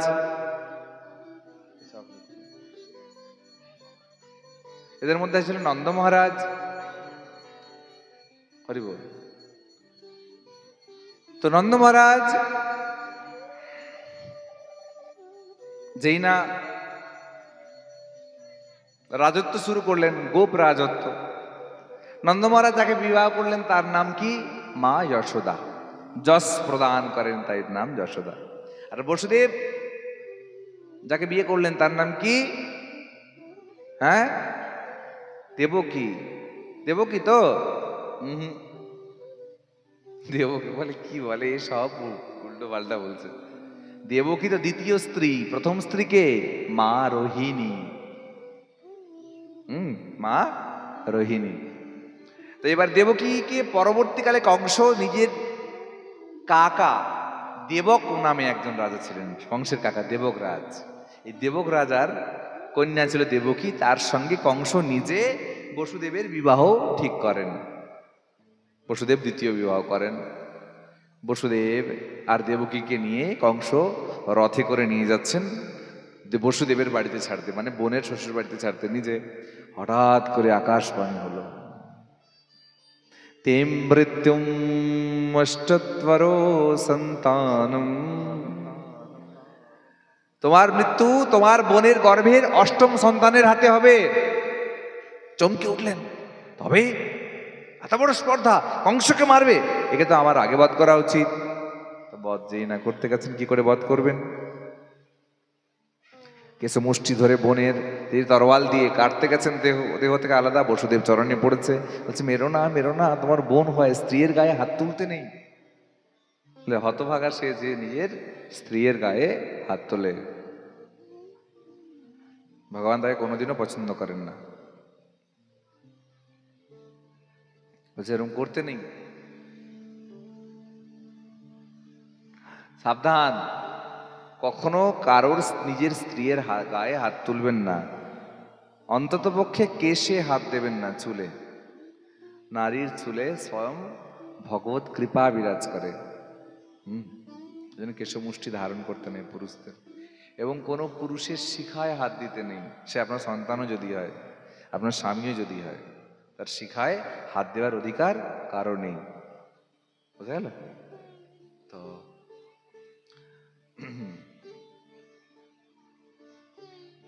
বসুদেব চরণে ধরলেন কংসের, ছেড়ে দাও, তোমাকে তো আট নম্বর গর্ভের সন্তান, তোমার মৃত্যুর কারণ, আমাদের দুজনকে তুমি জেলে রাখো, মেরো না, জেলে রাখো, আমরা তোমার জেলে থাকবো, কারাগারে থাকবো, আমাদের যতগুলো সন্তান হবে তোমার হাতে তুলে দেবো। তাহলে তো আর কোনো চিন্তা নেই। জেলে রাখলেন, প্রথম সন্তান হলো, কংসের হাতে তুলে দেওয়া হলো। কংস বলছে এতটুকু সন্তানটা কি সুন্দর দেখতে, ফুটফুটে, একে মারবো না, একে ছেড়ে দাও। তাছাড়া আমার মৃত্যুর কারণ তো 8 নাম্বার সন্তান, এ কি দোষ করলো? সঙ্গে সঙ্গে নারদ মুনি এসে হাজির। নারদ সব জায়গায় থাকে।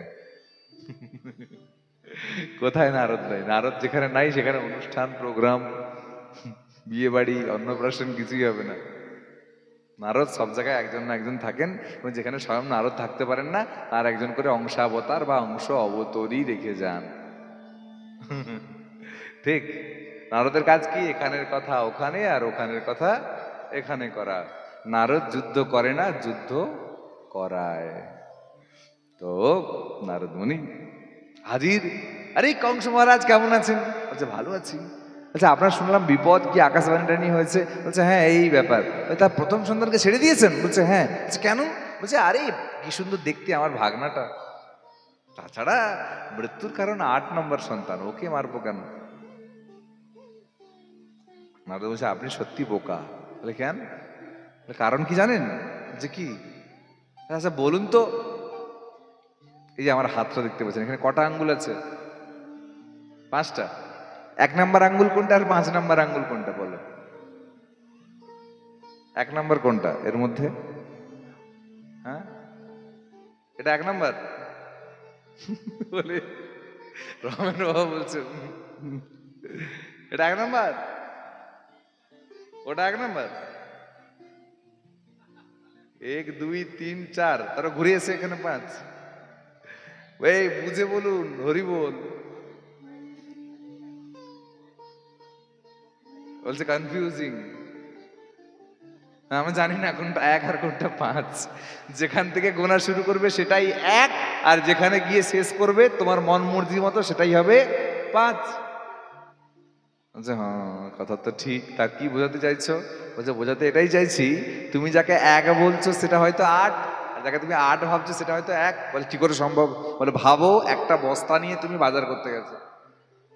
সকালের প্রথমে কিনেছো লাউ, বস্তায় ঢুকিয়েছো। তারপরে কিনেছো কুমড়ো, বস্তায় ঢুকিয়েছো। তারপরে কিনেছো বিশাল বস্তা একটা, হ্যাঁ ছোট বস্তা নয়। তারপরে কিনেছো আলু, বস্তায় ঢুকিয়েছো। তারপরে কিনেছো বাঁধাকপি, বস্তায় ঢুকিয়েছো। শেষে কিনেছো শাক, বস্তায় ঢুকিয়েছো। সবার নিচে কি আছে? কি বলছিলাম? লাউ, লাউ, লাউ। আর সকালের উপরে কি আছে? শাক। তাহলে প্রথমে ঢোকানো হয়েছিল কাকে? লাউকে। আর শেষে ঢোকানো হয়েছিল কত? কাকে? 8টা সবজি কিনেছে। 1 নম্বরে ঢোকানো হয়েছে লাউকে, 8 নম্বরে ঢোকানো হয়েছে কাকে? শাককে। কিন্তু যখন বের করবে, কে বেরোবে আগে? 8 নম্বরটা না 1 নম্বরটা? হ্যাঁ, 8 নম্বরটা আগে বেরোবে, শাকটা আগে বেরোবে। আপনি কি হাত করে সে লাউকে বের করতে পারবেন নাকি? সব ঘাঁটা হয়ে যাবে, তাই না? ঠিক তদ্রূপই ভগবান গর্ভে যাকে আগে দেন সে পরে বেরোয়। যেই না এ কথাটা বলেছে, কংসের গায়ের রোম দাঁড়ায়। হায় রে, তার মানে যাকে 1 নম্বর ভেবে আমি ছেড়ে দিয়েছি সেই কি 8 নম্বর? বলে ওই তোমার মৃত্যুর কারণ। হত ভাগা কংস, আগে যাও, মারো। কংস ছুটে, যাও তাড়াতাড়ি নিয়ে আসো ওকে। ছুটতে ছুটতে গিয়েও তাকে ধরে এনে নিয়ে দিলেন তুলে আছাড়। মানে নারদ না দেবতা, অসুরের মতো কাজ করলো কেন? বলছে ওই 6টা সন্তানকে যদি কংস না মারতো, তাদের অভিশাপ থেকে তারা পূর্বজন্মের মুক্ত হতে পারতো না। বোঝা গেল? তারা দেব শিশু। 1টা 2টো 3টে 4টা 5টা 6টা সন্তানকে মারলেন। 7ম সন্তান স্বয়ং বলরাম, সংকর্ষণ অবতার। স্বয়ং বলরাম। ভগবান ভাবলেন একে তো মারা যাবে না, আর এখানে আবির্ভাব করলেও সমস্যা। এক কাজ করো, যোগ মায়ার প্রভাবে মা তুলসীর একাংশ, পূর্ণাংশ যোগ মায়া, আর একাংশ মা তুলসী বৃন্দা দেবী। যোগ মায়া, এই যোগ মায়া আর মহামায়ার মধ্যে একটা মানে প্যারাগ্রাফ রয়েছে সৃষ্টি তত্ত্ব বর্ণনে, শুনলে বিশাল, বলবো কখনো একলা করে। তো যোগ মায়া কি করলেন? যোগ বলে ভগবান দৈবকীর গর্ভগহ্বর থেকে আকর্ষণ করে পাঠিয়ে দিলেন ওই গর্ভস্থ সন্তানকে মা রোহিণীর গর্ভে। কেননা রোহিণী আরেক মা, বসুদেবীরই আরেক স্ত্রী। রোহিণীর গর্ভে যেই না পাঠিয়ে দিলেন, রোহিণী তৎক্ষণাৎ গর্ভবতী হলেন। এই জন্য যেহেতু আকর্ষণ, গর্ভের মধ্য থেকে এক গর্ভ থেকে আরেক গর্ভে আকর্ষণ হয়েছিলেন, তাই বলরামের আরেক নাম পড়লো শঙ্কর্ষণ। যেমন আমাদের যিনি রান্না করছেন এনার নাম শঙ্কর্ষণ। বলো শঙ্কর্ষণ প্রভু কি। আমাদের শঙ্কর্ষণ আমাকে আজকে বলছে, প্রভু কি যে বলবো, মায়েদেরকে বাবাদেরকে একটু জিজ্ঞেস করবেন আমার রান্নায় কোথাও ত্রুটি হচ্ছে না তো। এবার আপনারা একটু বলে দিন, রান্না কি খুব খারাপ লাগছে, আপনার কষ্ট হচ্ছে আপনাদের? ঠিক আছে তো? ভগবান প্রসাদ পেয়েছেন তো ভালোই বলবেন আপনারা। যদি তো তবু একবার আপনারা যদি হরিধ্বনি দেন, ও আরো ভালো করে রান্না করবে। হরি বল। যাক, শঙ্কর্ষণ কিন্তু খুব ছোট বাচ্চা ছেলে, 17 বছর বয়স, 16-17 বছর বয়স, কিন্তু একলা আমাদের জন্য একলাই কামাল করে দেয়। তো যাই হোক, এইভাবে শঙ্কর্ষণ অবতার হলেন। এইবার অষ্টম সন্তান স্বয়ং ভগবান অবতীর্ণ হবেন। কিন্তু তুমি যে বললে শিবানন্দ একটু আগে যে দেবকীর গর্ভের সন্তান কৃষ্ণ নয়, তাহলে কে অবতীর্ণ হবে? বলে এইখানে টুইস্ট। এদিকে নন্দ আর যশোদা প্রত্যেকদিন একাদশী করতেন, আমরা যেন দিবজি মুরলীধারী স্বপ্ন দেখতেন যে দিবজি মুরলীধারী ভগবান কৃষ্ণ শ্যামল বর্ণের, দ্বিভুজ মুরলীধারী, দুটো হাত মুরলীধারী কৃষ্ণ গোপীনাথ। এবার খুব সাবধান যে কৃষ্ণ আর নারায়ণ বিষ্ণু এনারা এক নয়। একটা ছোট করে বলে দিই, কৃষ্ণ অল ইন অল, একদম উপরে। হ্যাঁ, প্যারাগ্রাফটা বুঝে নিন, ইমাজিন করুন, একদম উপরে কৃষ্ণ, তার কাছ থেকে ভেঙে আসছেন কে? শঙ্কর্ষণ, বলরাম। বলরামের কাছ থেকে, এই নিবেদিতা শোনো, শঙ্কর্ষণ কৃষ্ণ সবার উপরে, তার কাছ থেকে ভেঙে আসছেন কে? বলরাম, কৃষ্ণের প্রকাশ অবতার। কৃষ্ণের প্রকাশ অবতার বলরাম। বলরামের কাছ থেকে 4 জন অবতার, কি? বাসুদেব, শঙ্কর্ষণ, প্রদ্যুম্ন, অনিরুদ্ধ। এই বসুদেব, শঙ্কর্ষণ, প্রদ্যুম্ন, অনিরুদ্ধ এনারা কে? অযোধ্যাপুরী আছে। এই অযোধ্যাপুরী নয় যেখানে আমাদের সৃষ্টিতত্ত্ব বর্ণনে দেখবেন একদম গোলক বৃন্দাবন, তার নিচে অযোধ্যাপুরী রয়েছে। এই অযোধ্যাপুরীর 3-4 জন, যারা কিনা বাসুদেব ওরফে রাম, শঙ্কর্ষণ ওরফে লক্ষণ, প্রদ্যুম্ন ওরফে ভরত, আর অনিরুদ্ধ ওরফে শত্রুঘ্ন। এই যে শঙ্কর্ষণ লক্ষণ তত্ত্ব, ইনার কাছ থেকে সৃষ্টি হয়েছে আবার 4 অবতার, বাসুদেব, শঙ্কর্ষণ, প্রদ্যুম্ন, অনিরুদ্ধ। এরা কারা? বৈকুণ্ঠের 4 দাঁড়ি। এবার এই যে বৈকুণ্ঠের 4 জন অবতার, বাসুদেব, শঙ্কর্ষণ, প্রদ্যুম্ন, অনিরুদ্ধ, 4 জন দাঁড়ি নয়, ঠিক 4 জন অবতার, 4 জন ডিপার্টমেন্টের। এই যে শঙ্কর্ষণ, এই শঙ্কর্ষণের কাছে আবার উৎপত্তি হয়েছে কে? স্বয়ং নারায়ণ। আর নারায়ণের কাছ থেকে অবতরণ হয়েছে কি? ক্ষীরোদশায়ী বিষ্ণু। ক্ষীরোদশায়ী বিষ্ণুর কাছ থেকে সৃষ্টি হয়েছে কি? পয়ব্ধিশায়ী বিষ্ণু। পয়ব্ধিশায়ী বিষ্ণুর কাছ থেকে সৃষ্টি হয়েছে কে? গর্ভদোষায়ী বিষ্ণু। গর্ভদোষায়ী বিষ্ণুর কাছ থেকে সৃষ্টি হয়েছে যুগাবতার, মন্বন্তরাবতার, লীলাবতার, আবেশ অবতার আর গুণাবতার। এই গুণাবতার থেকে সৃষ্টি হয়েছে 3 অবতার, কে কে? ব্রহ্মা, বিষ্ণু আর মহেশ্বর। সত্যগুণাবতার, রজগুণাবতার আর তমগুণাবতার। তাহলে কৃষ্ণ কোথায় আর বিষ্ণু কোথায়? ভগবান কৃষ্ণ কোথায় আর নারায়ণ কোথায়? ভগবান কৃষ্ণ কোথায়, রাম কোথায়? তাহলে Krishna is the all in all power. Gopinath supreme power. গোপীনাথের উপরে পৃথিবীর কোনো দেবদেবী নাই। সবাই ভগবানের চরণে দাস আর দাসী। Mind it. যতজন দেবদেবীর আমরা 33 কোটি দেবদেবীর আমরা পূজা উপাসনা করি, এরা সবাই ভগবানের দাস দাসী। তুমি চাহে বাতাসা নিয়ে যাও, চাহে কলা নিয়ে যাও, চাহে ফুল নিয়ে যাও, চাহে মালা নিয়ে যাও, সবকিছু তুমি যে দেবদেবীকেই দাও না কেন, সেগুলো পরোক্ষভাবে ভগবানের কাছে সেই দেবদেবীরা পৌঁছে দেন। তাহলে আমরা ইনডাইরেক্টলি ভাবে ভগবানেরই সেবা করছি। কালী পুজো করি, শিব পুজো করি, দুর্গা পূজা করি, যাই করো না কেন, ইনডাইরেক্টলি ভাবে ভগবানের কাছেই পৌঁছছে। এবার ডাইরেক্টলি পৌঁছানো আর ইনডাইরেক্টলি পৌঁছানোর মধ্যে কৃপার ফারাক হয়, আর কিছু। এই জন্য ডাইরেক্টলি মূলেই চ গোবিন্দম, মূল গোবিন্দকে যে উপাসনা করে তার আর কোনো উপাসনার প্রয়োজন হয় না। ঠিক? এইবার এই মা যশোদা আর নন্দ মহারাজ মনে মনে ভাবতেন যে দ্বিভুজ মুরলীধারী যেন আমার পুত্র হয়ে আসে। ভগবান তাই বাসনা পূর্ণ করলেন, একাদশী ব্রত করতেন বলে বাসনা পূর্ণ করলেন। এই জন্য গর্ভবতী অবস্থায় একাদশী ব্রত করতেন, তো একাদশী ব্রত পালন করে এটা করলেন। এদিকে নন্দ মহারাজ আর এই বসুদেব আর দেবকী মনে মনে ভাবছেন যে আমরা যেন স্বয়ং ভগবান, ক্ষত্রিয়রা নারায়ণের উপাসনা, বিষ্ণুর উপাসনা করেন, যেন আমরা স্বয়ং ভগবান বিষ্ণুকে পাই। চতুর্ভুজি বিষ্ণু, বিষ্ণু প্রকট হলেন ওদিকে যশোদার কোন ভাদ্র শুক্লাষ্টমী তিথিতে।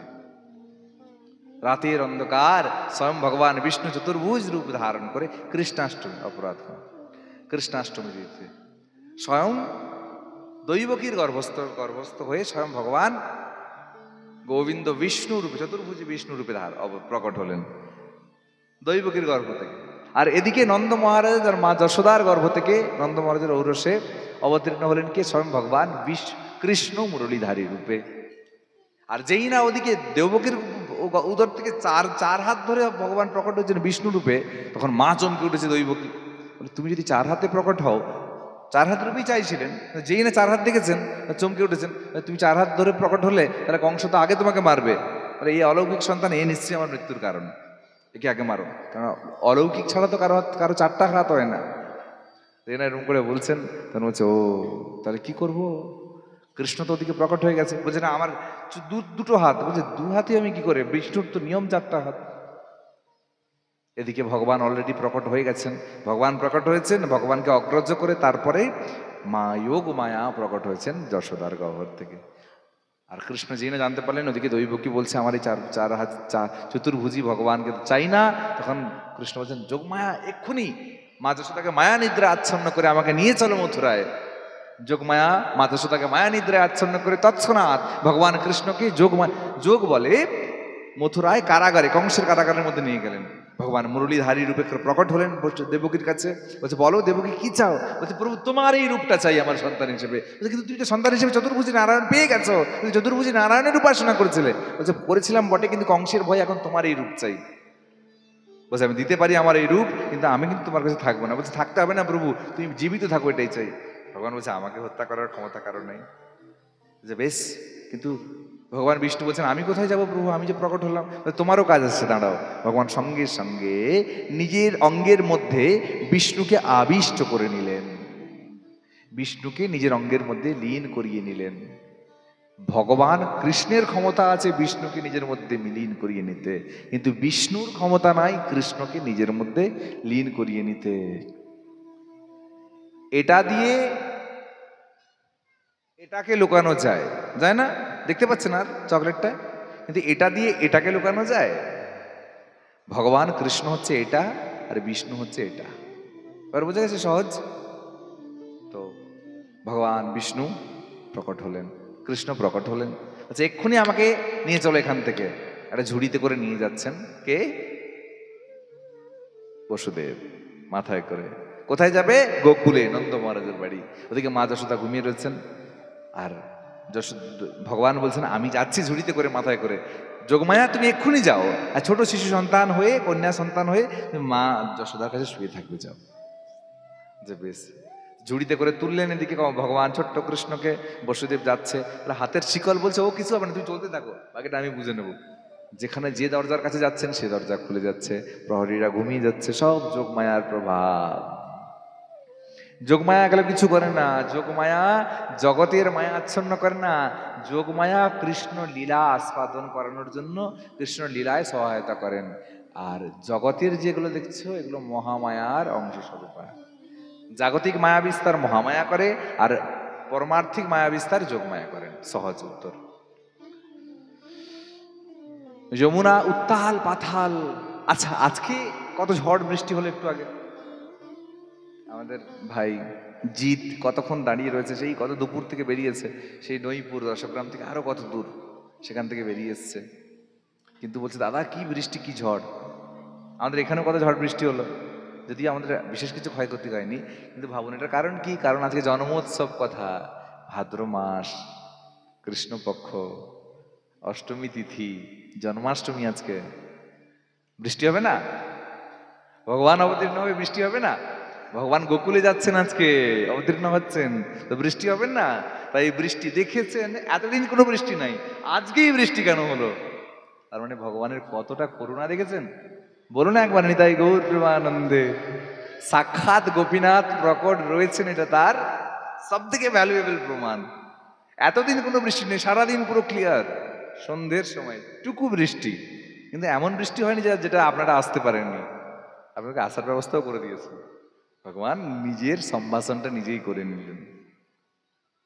তো ফিরে আসলেন কোনোভাবে যমুনার কাছে আছে, যমুনা উথাল পাতাল বলছে, কি করে যমুনা পরিবর্তন পার হবো? সেখানে ছোট্ট শ্রীগাল পেরিয়ে যাচ্ছে, স্বয়ং যোগমায়া যখন পেরিয়ে যাচ্ছে, আমিও পেরিয়ে যাই। পেরিয়ে গেলেন, পেরিয়ে যাচ্ছেন, প্রচন্ড বৃষ্টি পড়ছে, ভগবানের চোখে বৃষ্টি পড়ছে। স্বয়ং বড় ভাই, বড় দাদা বলরাম শঙ্কর্ষণ অনন্ত সেই স্নাগ দত্ত হয়ে বিশাল ফোনা ধরে ভগবানের উপর ছাতা ধরে থাকলেন। ভাই চিন্তা করিস না, আমি তোর সঙ্গে আছি। ভগবান খিলখিল করে হাসছেন, এই অনন্ত শেষ নাগের গায়ে হাত বোলাচ্ছেন, শেষ নাগের কাতুকুতু লাগছে, হাসছেন।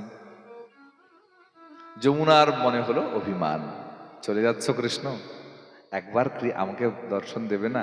ঝুড়ির মধ্যে আছো, কি করে দেখি? তো ভগবান তখন উকি মেরে এরকম করে যোগমায়াকে একবার দেখলেন, বলছে একটুকু দেখলাম, ভগবান একটু কাছে আসো, আলিঙ্গন করি। বলছে আলিঙ্গন কি করে করবো, এখন পরে আসবো, আমি ব্রজে যাই, তারপরে তোমার তটেই লীলা করবো। বলছে না, আমাকে একবার আলিঙ্গন দে, না হলে কিন্তু আমি যাবো না, আমি কষ্ট পাবো। তখন এমন করে বলছেন, ভগবান তখন ভক্তের ইচ্ছা পূরণ করার জন্য ঝুড়ি থেকে ছিটকিয়ে লাফ মারলেন, ঝাঁপ দিলেন যমুনার জলে। বাবা বসুদেবের মনে আশঙ্কা আসলো, হায় রে, খুঁজছেন খুঁজছেন, কোথায় গেল? তৎক্ষণাৎ যে বিষ্ণুকে ভগবান নিজের অঙ্গে আবিষ্ট করে রাখছিলেন, সেই বিষ্ণু তুমি এখানে থাকো, 11 বৎসর পরে আজ থেকে আমি আসব মথুরায় যাওয়ার জন্য, সেদিন তুমি যাবে মথুরায়, আমি তোমার মধ্যে স্নান করার মাধ্যমে, যমুনায় স্নান করার মাধ্যমে তোমাকে পাঠিয়ে দিয়ে আমি আবার ব্রজে রয়ে যাব। এজন্যই এখনো সেই বৃন্দাবনে বাঁশি বাজারে কৃষ্ণ কদাচ কোনোদিনও কোনো কালের জন্য বৃন্দাবন ত্যাগ করেন নাই। কি অদ্ভুত লীলা! ভগবান কৃষ্ণ বিষ্ণুকে জলের মধ্যে, যমুনার মধ্যে রেখে আবার ফিরে আসলেন বসুদেবের হাতে। বসুদেব ভগবান মুছে আবার মাথায় করে নিয়ে গিয়ে গোকুলে আসলেন। নন্দ মহারাজের গিয়ে দেখলেন মা যশোদা সুতিকা শয্যায় শুয়ে রয়েছে, তার কাছে ছোট শিশু কন্যা সন্তান। বলছে ভগবান আদেশ করলেন, তুমি আমাকে রেখে এই সন্তানটাকে নিয়ে যাও। তো তাই করলেন, কন্যা সন্তানটাকে নিয়ে গেলেন। সকাল হলো, এদিকে কংস দেখতে পেলেন যে একটা মেয়ে সন্তান হয়েছে। বলছে ও মেয়েটা আমাকে মারবে, তবুও রিস্ক নেওয়া যাবে না, চলো একে ধরে তুলে আছাড় মারো। কংস তুলে যেই না আছাড় মারতে গেছে, ওই কন্যা সন্তানটা দশভুজা রূপ ধারণ করে আকাশের মধ্যে উড়ে স্বয়ং মা দেবী দুর্গার মহামায়ার রূপ ধারণ করে বলছে, আরে মূর্খ, তুয়ারে বধিবে যে, গোলকে বকুলে বাড়িছে সে, দিনে দিনে হইবে তোর মৃত্যু দিনের আগমন। আমি কিছু করব না তোকে, যে মারার সে ঠিক আসবে। এই বলে ভগবান মা যোগমায়া উড়ে গেলেন। এদিকে সকাল হলো, আর যেই না সকাল হয়েছে, মনে আনন্দের সীমা নাই সবার মনে। সবাই মনে মনে ভাবছে, আহারে, নন্দ মহারাজ যেই না উঠেছেন, দেখছেন মা যশোদা সুতিকা শয্যায় শুয়ে আছে, আর তার সঙ্গে ছোট্ট একটা কালো রঙের ছেলে। কালো বললাম, কিন্তু কালো বলার সঙ্গে সঙ্গে আরেকটা শব্দ উচ্চারণ, কালো মণি, নীলমণি। বলছে ব্লু ডায়মন্ড। বলছে শুধুমাত্র ডায়মন্ডের দাম এক, নীলমণির দাম জগতের সব থেকে মণি, সমস্ত মণির উপরে আমার গোপীনাথ নীলমণি, কালো সোনা, যার দামের উপরে কোনো দাম হয় না। দেখে সবাই পাগল হয়ে যাচ্ছে, এত সুন্দর রূপ, এত সুন্দর সৌন্দর্য, হায় রে। নন্দ মহারাজের মনে আনন্দের সীমা নাই। আজকে ঘরে ছোট্ট বালক রূপে স্বয়ং আনন্দের প্রতিমূর্তি নবঘন শ্যাম ভগবান গোবিন্দের অবতার হয়েছে। সবাই নন্দ ঘর আনন্দ भयो, জয় কন্হैया লাল কি, জয় কন্হैया লাল কি, পাল কি। চলো আজকের মতো আমরা এখানে কথা শুভ বিশ্রাম করে আমরা ভগবানের দিব্য জন্মোৎসব পালন করি। হ্যাপি বার্থডে ভগবান গোবিন্দের, জয় হোক।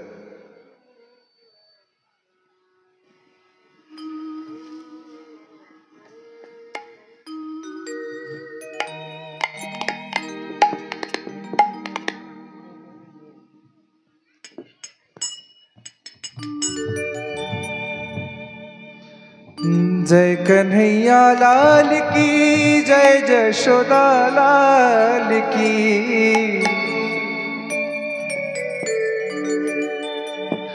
जय कन्हैया लाल की जय, जशोदा लाल की। नंद घरा नंद भयो जय कन्हैया लाल की। ओ नंद घरा नंद भयो जय कन्हैया लाल की। नंद घरा नंद भयो जय कन्हैया लाल की। जय कन्हैया लाल की जय हो नंद लाल की। जय कन्हैया लाल की जय हो नंद लाल की। जय कन्हैया लाल की, जय कन्हैया लाल की जय हो नंद लाल की। जय कन्हैया लाल की जय हो नंद लाल की। नंद घरा नंद भयो जय कन्हैया लाल की। नंद घरा नंद भयो जय कन्हैया लाल की।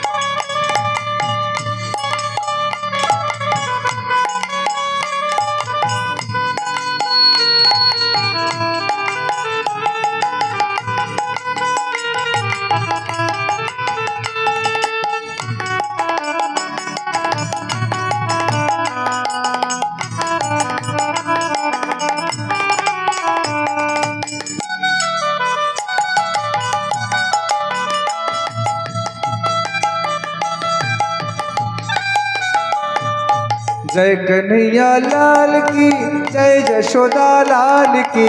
जय कन्हैया लाल की जय कन्हैया लाल की जय, जशोदा लाल की। आरती जो आसुन कृपा करबे आरती आरती हरि बोल। जय कन्हैया लाल की जय, जशोदा लाल की। जय कन्हैया ओ नंद घरा नंद भयो जय कन्हैया लाल की। ओ नंद घरा नंद भयो जय कन्हैया लाल की। नंद घरा नंद भयो जय कन्हैया लाल की।